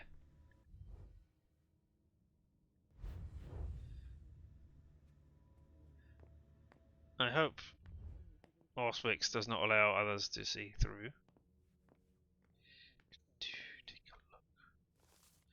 Mr. Underwood, here's the report you requested to actually find all the documents I was able to gather. Unfortunately, I was unable to collect much useful information about this thing's time in China, but it may not have been the most interesting period of our life. A fairly typical education, exactly what you expect from the upper class. Well, it's a little less expected. Shortly before her arrival in the US, she was admitted to the economics department at MIT. This was in large part thanks to her publication on the blue economy, which led to her joining the Diora ratification project in the Indian Ocean. At the same time, she defended her dissertation on blue biotech. She recommended that you read it in its entirety. You can imagine that someone of her ilk was highly sought after. She was wooed by major multinational companies before she even graduated. However, she refused all their offers and instead founded her own startup company, Newman Feng Blue Tech. From one round of fundraising to the next, the company quickly became a reference for any group that was looking to make over their image to appear a little greener. If you browse her website, you'll quickly realize how important many of her clients were. As for more confidential information, I learned that several governments, particularly Luxembourg and Canada, recently reached out to her. For the moment, it's only a matter of advice and informal discussions, but the speed with which she has broadened her influence is highly impressive. My conclusion regarding her is as following. She is brilliant. One might imagine that she is an idealist, while her actions seem to me to be guided by an ideological perspective. She is extremely pragmatic in integrating herself to the upper echelons of society. What's more, she has true business acumen. As a startup is one of the most successful in the country, have every reason to take an interest in her. I can set up a meeting with her if you'd like. Your eternal servant, Jason Moore. I don't know if you did or did not know beforehand. Open invitation. If I try that, is that going to break obfuscation? No, okay. Dear sir, Miss Iverson is honoured to invite you to a grand unification party in the presence of representatives of Halford Chantry. Presence at these festivals is requested on the evening of September 4th at 11 PM at 1 International Place, Boston. My great respect and consideration. Alright.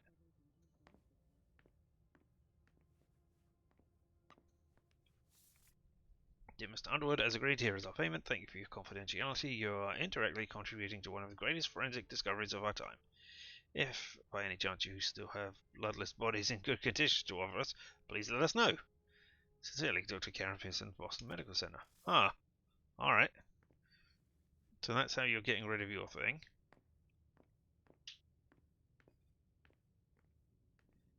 What is this? Boston skyline? Can't go through this door. I can go through this door. That's interesting. Did you not notice that door opening and closing? Is obfuscation that great? Okay. Observe. These suits. Barrel's as dead outside as he is inside. Interesting. That doesn't sound like your observation. That sounds like the observation of Imam. These suits. Barrel's as dead outside as he is inside. Anything hidden? Doesn't look like it. The speculative news from... Oh, he's about as fun as his reading material. Right, if I come out, does it now tell me there are things I can interact with? I don't see anything in here then that would... Are you talking to me? Were you able to detect me in here?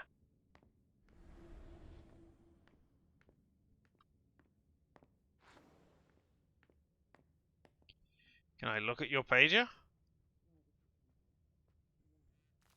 I can't talk to you while I'm obfuscated. Alright. Well, I don't want to... Let me out, first of all.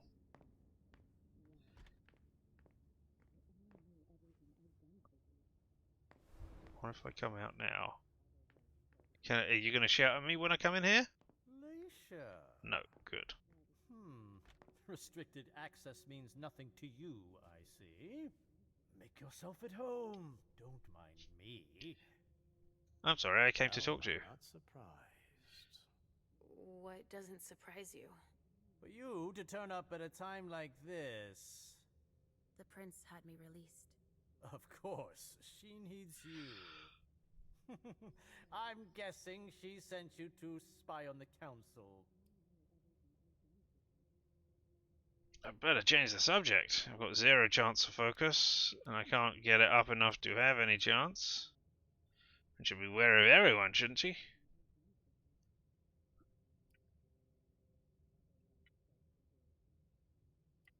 Wow, Vero. Okay.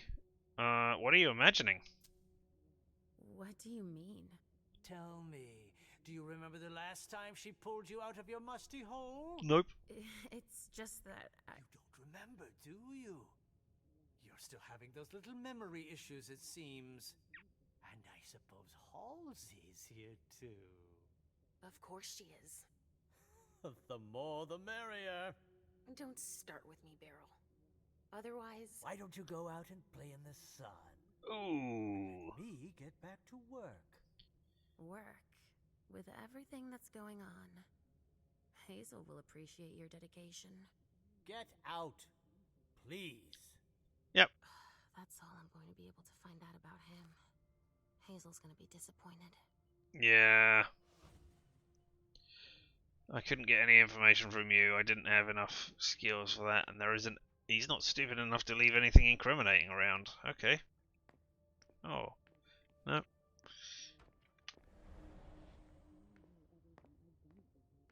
Let's go into Hilda McAndrews, though. Shouldn't get too close. She might be able to sense me. But I might be able to listen in on you. Alright, yep. Why did you come back? Why? Other than to show that you're doing just fine on your own. If you only knew everything I've done for you. Mem. I was going to say, it's probably a man. Especially with a picture. I hope she'll be happy to hear that.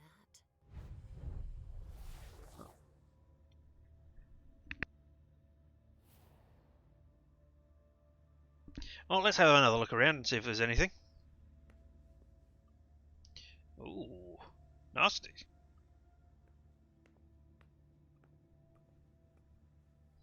Ooh, arty.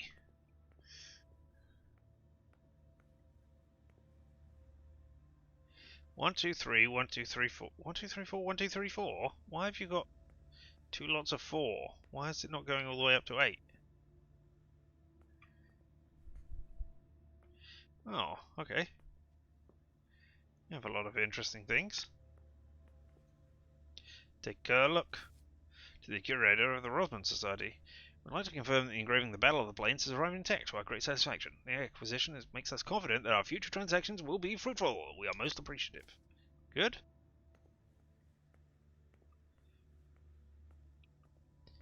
Boats, trains, planes, trains, and automobiles?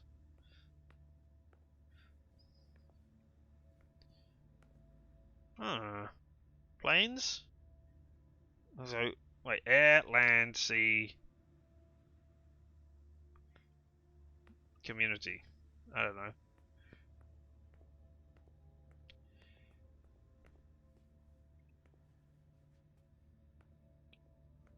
Can I open this?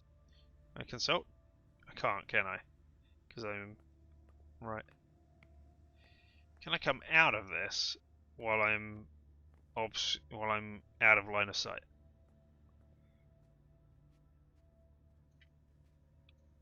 Read the note. November 4th, 1926. You must forgive me. I admit that I went too far, but you left me no choice. You don't understand what's going on inside me. I can't stand the thought of you watching me grow old, imagining that you'll go on alone without me after I'm gone.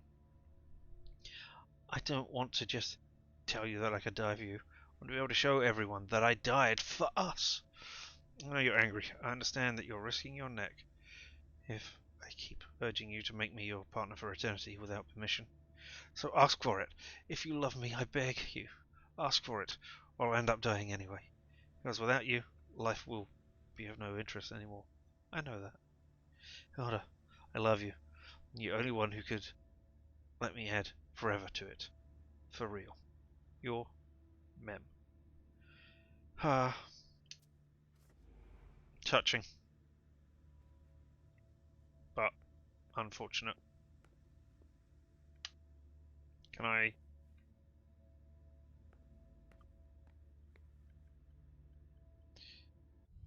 Alright. But I can't left trigger and come out of here. Alright, okay. So these are things that I can't look at now. Alright. So I've spied on you. Are you still here? Yep. And you're still looking at Mem. Alright, so now I'll just leave, and I guess the other stuff will come back. Hilda McAndrews.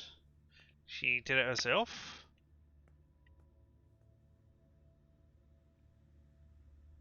Don't know who that is.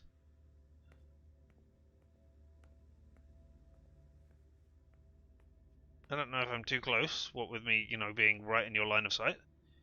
Okay, you did that one yourself as well? You're very artistic.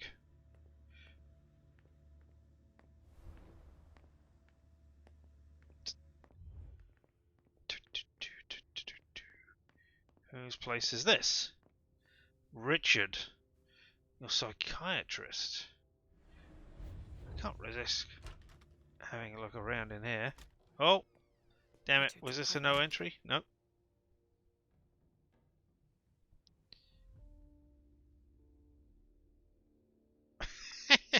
I like how the Auspex is fucking with the perception of the everything there. He didn't change a thing, as usual. Alright, well, looking around. Ah! Ah! Entry added. Richard Dursley. Richard Dunham says, oh, well, that was a weird thing for you to do there. Member of the Primogen, Clan Machiavellian, date of race 1894, generation 10th, sire Biltmore, child Halsey. Yeah, okay, so you... Alright. Interesting, interesting. Maybe the child is real. I didn't think they were, but okay. New on life to preserve the Masquerade. Richard declared his death in 1902 in Zurich. He moved to France, where he continued practicing psychiatry in a number of hospitals under the name Dr. Richard Durham. Or Dunham, sorry. Oh. In 1920, he relocated to the lunatic asylum in Bronn, met a young French patient who would serve as a catalyst for a revolution in the way he viewed his psychiatric research. It was in order to save his patient and her daughter, his most precious research subjects, that he arranged their departure to the United States in 1939 at the onset of World War II. The Malkavians, in exchange for his services, aided this escape to Boston, where they held a powerful dominion. On his arrival, Richard boasted of his research to Quentin King, the Malkavian prince of the city, and introduced him to the two patients in his care, Escher and his daughter Halsey. The court was fascinated as he was by the abilities of Richard's two patients, and in particular, Escher's visions. The gift allowed the three of them to benefit from the interest and protection provided by the prince. Saw Richard as the greatest psychiatrist of all time, one who would usher in the era of the children of Malcave. Promising research. In 1950, Richard exhibited his psychiatric research on the resonance of vessels, which earned him the support and recognition of his peers. He experimented on the vessels using chemical cocktails in order to significantly amplify his resonance. His experiments were a success under the reign of Hazel Iverson, who immediately realized the incredible opportunity this presented for Boston. If she could maintain the properties of the enhanced blood in containers using magic, she could corner the blood market and, more importantly, leave her mark in history. This gave Dr. Dunham means to carry out his research and began to negotiate an alliance with the Hertford Chantry to get the help of the Blood Witches. Richard, however, only looked after his own interests to advance the psychiatry of the children of Malkav. To do so, he must satisfy the prince, and also protect his most precious subject for study, Escher, from the prince's ambitions. Alright, but I don't know where you came from. Because it says it starts a new unlife, and to preserve the Masquerade, Richard declared his death in 1902 in Zurich, but I don't know who you were before that. Yeah, Dr. Durham has instructed and prepared the donors that left the unification party. Will be ready for your pickup at 9 p.m. at the Red Salon. I guess your guests will be impressed by the qualities of vintages you're offering them. Hope they will fully appreciate the fruits of your labor. Alright. Okay, so you're looking for Teddy. Somebody has been sleeping in here.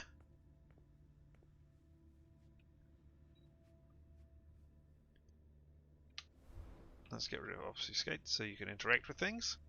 No, he's not there. Where are you, Mr. Teddy? I don't know.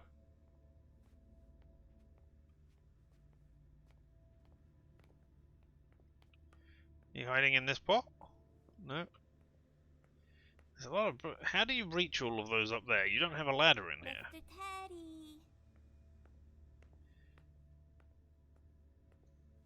Observe. I see guilt. Richard often asked me. I see guilt. Richard often asked me.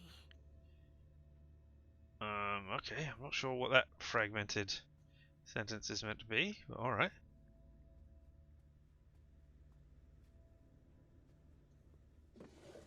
He must be hiding somewhere else. Yeah, I'm looking. Archive confidential reports of 1978. March 6, unknown origin, 6 members of the court. Sudden collective panic for several minutes. Quentin King, our Brent's called for investigation. Closed without any conclusive finding in 1988. After being prescribed 10 years of investigation.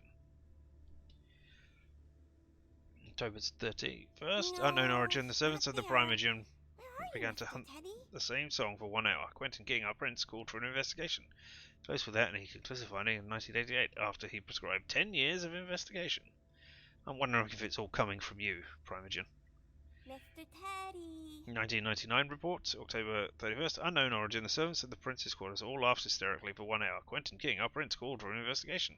Close with that, and he conclusive findings in 2009, after the prescribed 10 years of investigation. Archive confidential report in 2015. He must be hiding somewhere else. I'll find him. May 7th, Miss Hazel Iverson, our prince, reported feeling a sudden and brief mental intrusion during her speech. Mrs. Hazel Iverson, our prince, called for an investigation. Closed after investigation. No, report delivered in not person. there. Alright, so you know who did Where that. are you, Mr. Teddy? Unknown origin. August 8th, feeling of imminent death felt by several members of the court lasting several minutes. Hazel Iverson, our prince, called for investigation. Closed after investigation. Report delivered in person. October 31st. Is that the same? Okay, so something is happening on October 31st every year. Alright. Unknown origin. Servants in the Primogen's apartments began vomiting for several minutes. The vessels sent interference, uncontrollable crying fits throughout the night. Hazel Iverson, our prince, called for an investigation. Closed after investigation. Reports delivered in person. Interesting.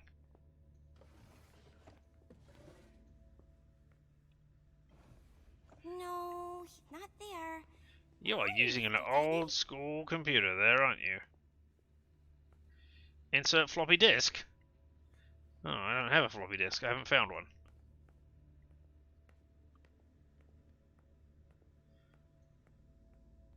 Alright, hey there, Horsey. So, did you find your teddy? No, not yet. I'm not sure he's here. What about you? Did you finish your job for the prince?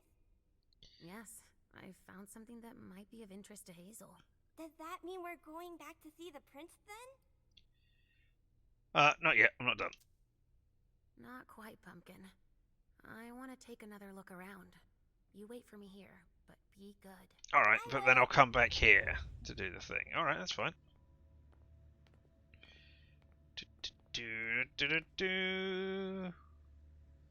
Oh. Okay, let's examine it. Only Richard would still use that. Yeah, okay. Richard likes old things. Please insert storage medium. Okay, so you need a disk. Oh, wait, post-it notes? No? Alright, well, let's use our education to analyze the system. Nothing. It's true that he always saves everything on old media. Alright. But I don't know where to find this old media. I don't know that I've missed anything. Oh, I don't want to read that. I've read that. I want to close the door again. Mr. Teddy. It's not hiding behind there, is it? No? Richard often asked me. What about these masks? I didn't investigate that. There's a mask. Contemplate the mask. Richard always liked masks. Like all children of Malkov. He must be hiding somewhere else. And it's nothing to do with these pictures. No?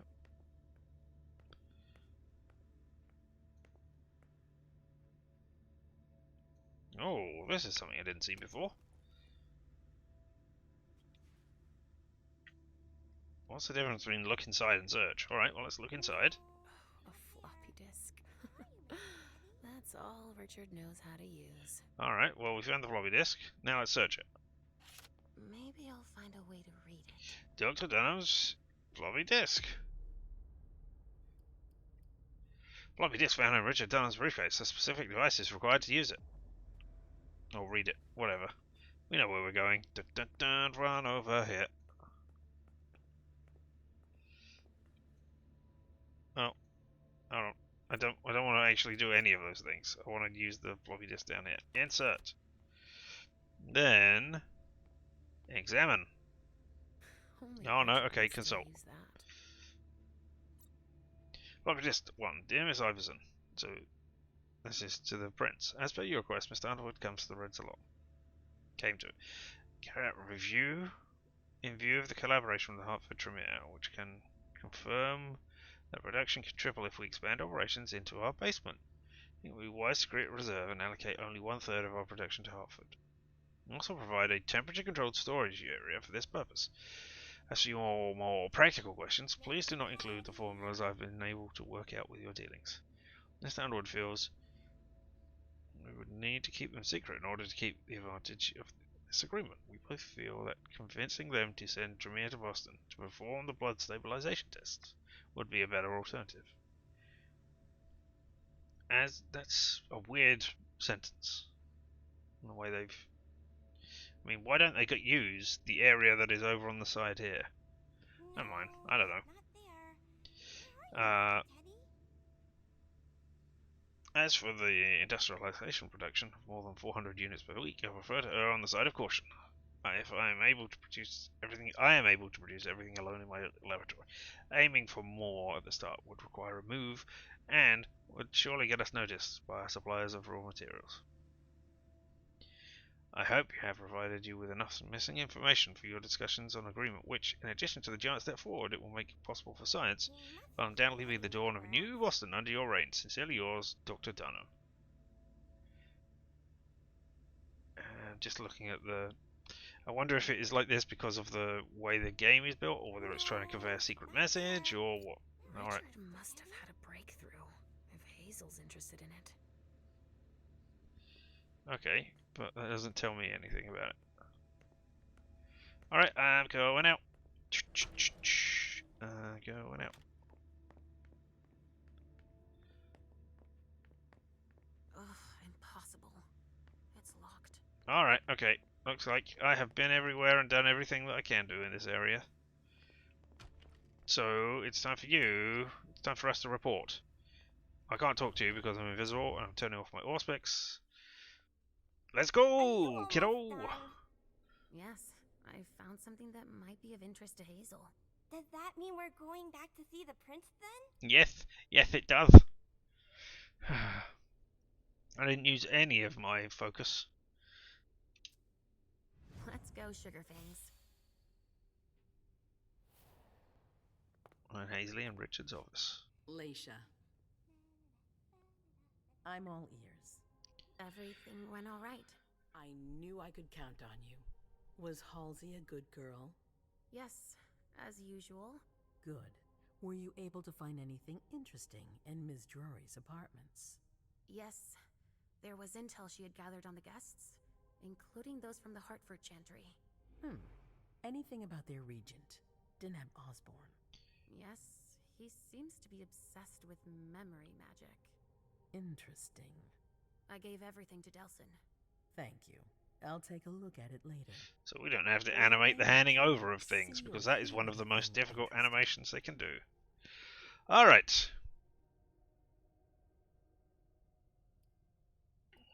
Alright, yeah, I'm going to tell you everything. I got no problems with that. As I said, oh wow, I've just noticed that one of your pupils is so much bigger than the other. I did see that earlier, but I thought, nah, it must have been a trick of the light. Or of the programming, rather. But yeah, now it is. Okay, I was able to... Can I tell you everything? I was able to spy on Hilda. No. Hilda was in her room. She was acting strangely. What do you mean? She was whispering things, talking to a picture of a mem. Touching, but that's of no importance. Okay, I had a premonition. I had a vision. I knew you would. What did you see? Was I in your vision? I think it was me. My forehead was on fire. All right. Do you have any idea what it could mean? Not in the slightest. Are you disappointed? The important thing is that you're starting to have visions again. Yeah.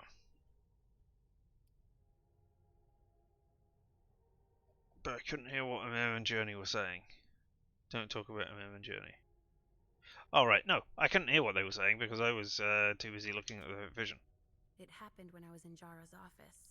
I just found Journey going through her things. But she's not allowed to be there. Uh-oh, well, I've sold you in. What did they say to each other? I couldn't hear what they said. That's when I had the premonition.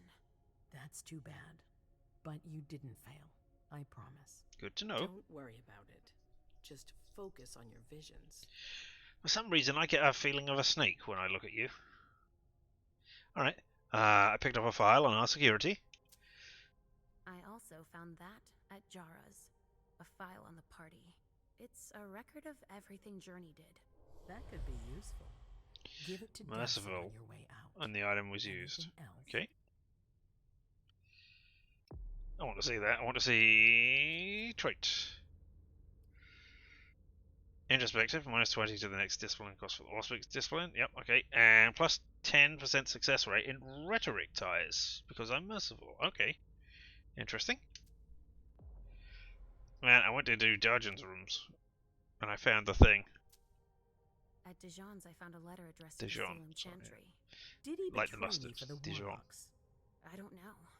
It just said that he's participating in your project, but that he would have preferred an agreement with Salem. Oh, I understand his recent illusions a little better now. I'm going to need to have a word with him. Go on. I got nothing else to tell you. I failed at the last one, sorry. That's all I was able to find. I knew I could count on you. Thank you, Leisha. Richard still wasn't there. Were you able to find out anything else? Yes, one of my servants just came back from his bar, the Red Salon. As that's where he does his research, I had hoped to find him there. But she confirmed that Dr. Dunham had gone to the party early with a few of his vessels. Ooh, I'm that's not sorry, good. Leisha. No. If he had been destroyed, I would have felt it. I have to go find him. You're the most discreet of all of us, it's true. But we have no idea what might have happened there. It could be dangerous. I won't be alone. Halsey will be with me. Of course. And one last thing. You ring the madman. Dr. Dunham wasn't the only one there. There was also Miley, my child. Bring her back to me. Yes, of course. We'll leave right away. I wouldn't expect anything less of you. Dun dun dun.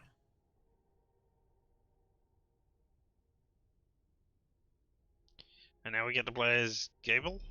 Gabler? No, okay. Ah!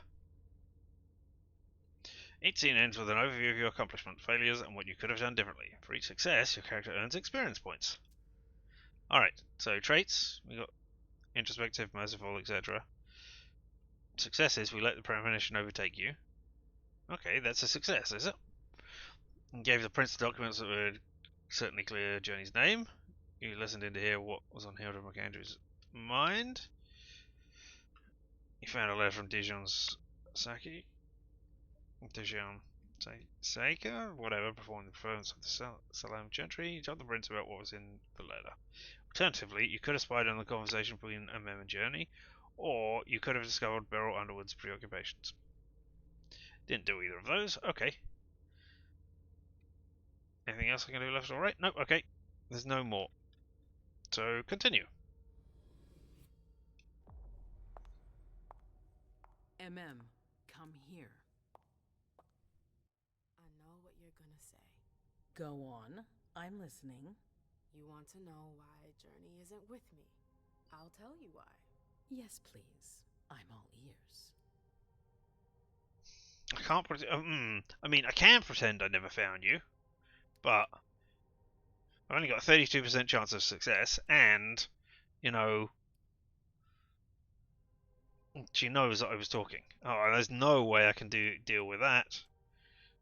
I can't pretend. I mean, I could burn all. Oh, I carried over from to the next scene. So pretend I never found her and have a 32% chance of success, or say that I told her to leave. Is it better that I'm incompetent or that I'm openly disrespecting her?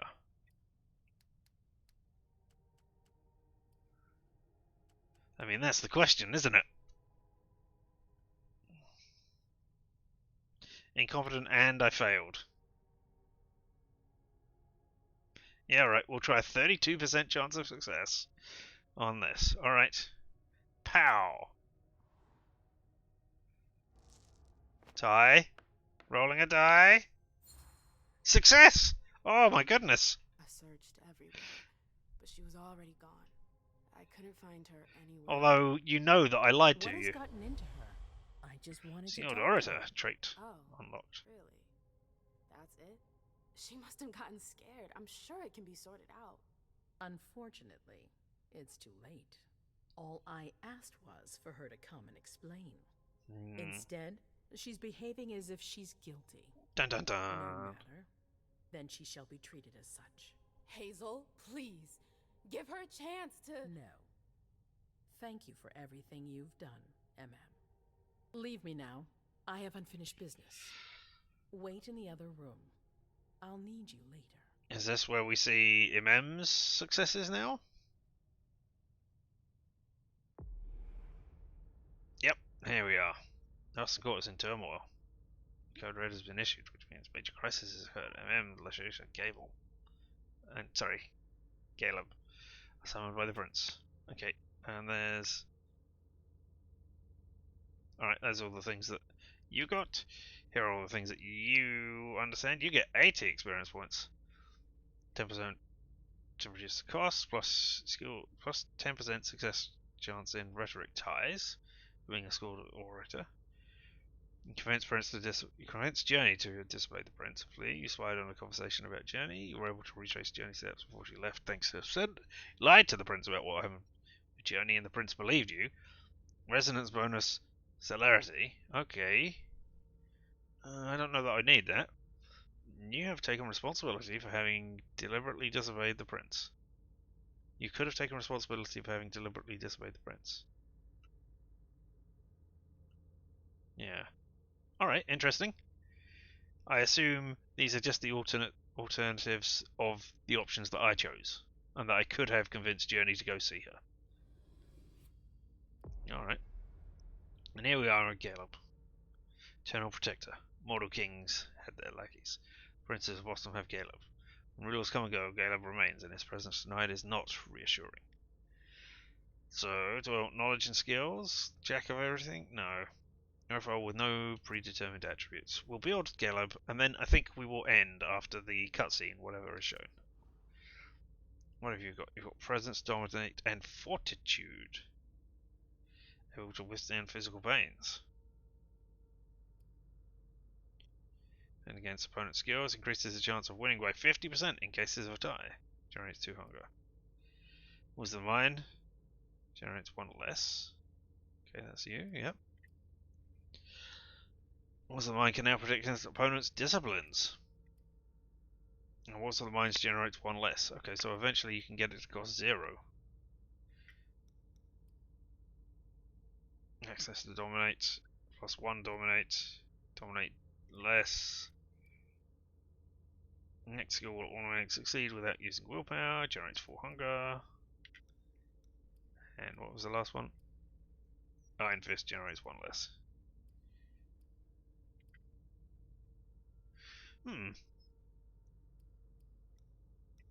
Oh. That's something that I didn't see. See the unseen. The power of the vampire is able to detect supernatural with the creatures around it and the traitors they leave behind. Ah. Access presence as dialogue choice. Presence.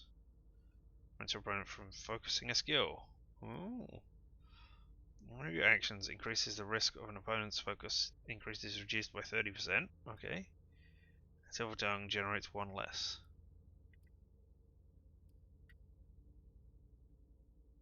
Okay, fun. Oh.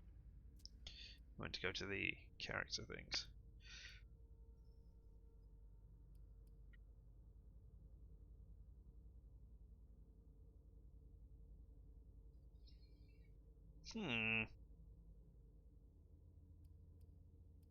Deduction and education. Alright, let's go all out.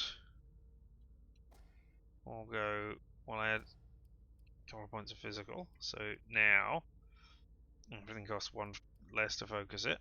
And then we'll go intimidation, and then we'll add some disciplines. And we'll have a point of presence. So that you can force people through your stuff, or do we want dominate?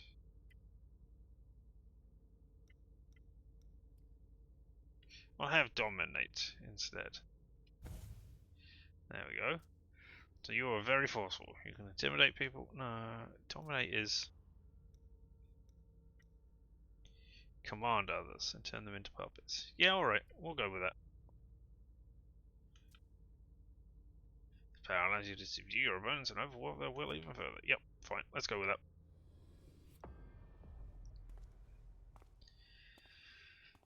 Very intimidating character here. Ooh, I don't know what that is. Part of a moon?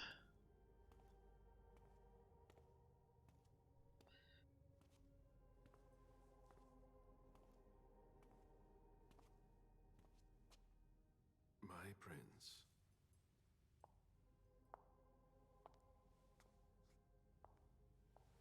Delson.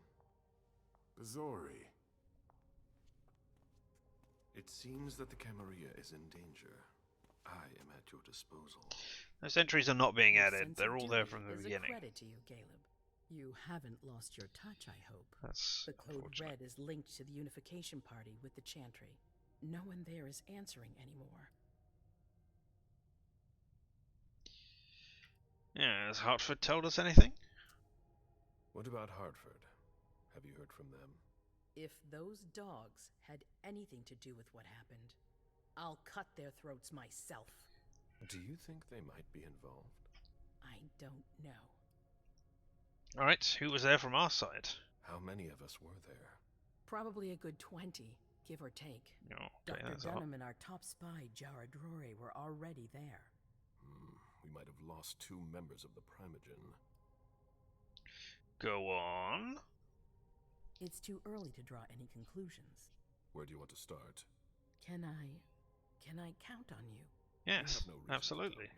Why would you not? One by one, the Ancilai heed the beckoning and go east. You're the eldest in the city now. Don't do this to me. Not now. I would be very grateful to you. And Fang. How may I be of service? No. Go and see Caius. With Jara gone, he's in charge of security. He Dangling the embrace. You can count on me. Alright. You have my absolute confidence, Caleb.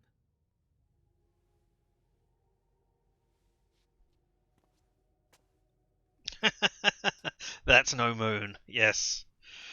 Very good. Very well done.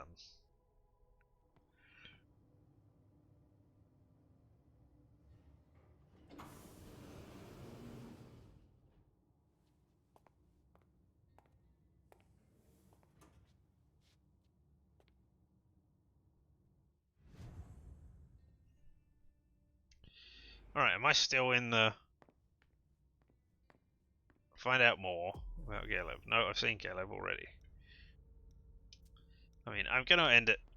Oh, I can't run here for some reason. Alright. Underwood, I'm sorry, but my instructions are clear. You little shit. I'm just following orders. You have no idea what's at stake.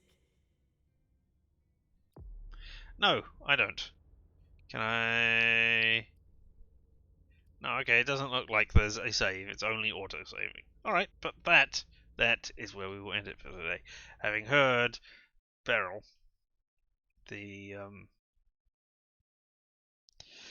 the Caleb, no, Caleb? Yeah, Caleb's child being dismissed by a mere servant. Oh, switch over to the ending. There I am atop the body of Bela Lugosi. Well, this has got off to a slow start, and as I understand it, it is a slow starting game. It picks up a lot when you get out of the prince's area, apparently. Oh, you can't see me, but I'm... Oh, maybe? I don't know. We'll find out when we play this the next time that I play this. Which will not be tomorrow, but I will be here tomorrow playing a game of some description that we will all enjoy together. Yes, indeed. That will not be Vampire Swansong. What will it be tomorrow? I don't know. Tune in to find out. Just as I will tune in to find out. Won't that be fun? Until then, let me just say, thanks a lot for being here, everybody. I appreciate all of you, whether live and in person or later on the pod. You're amazing. Why would you even watch me doing this ridiculous, stupid thing? But you do. So I appreciate you for it. Thank you. Until next time, I have been Richard, and this whole thing everywhere has been LMTV, TMFFR. All set with me now. I messed up those words. Limited time offer, no vowels. Good night, everybody.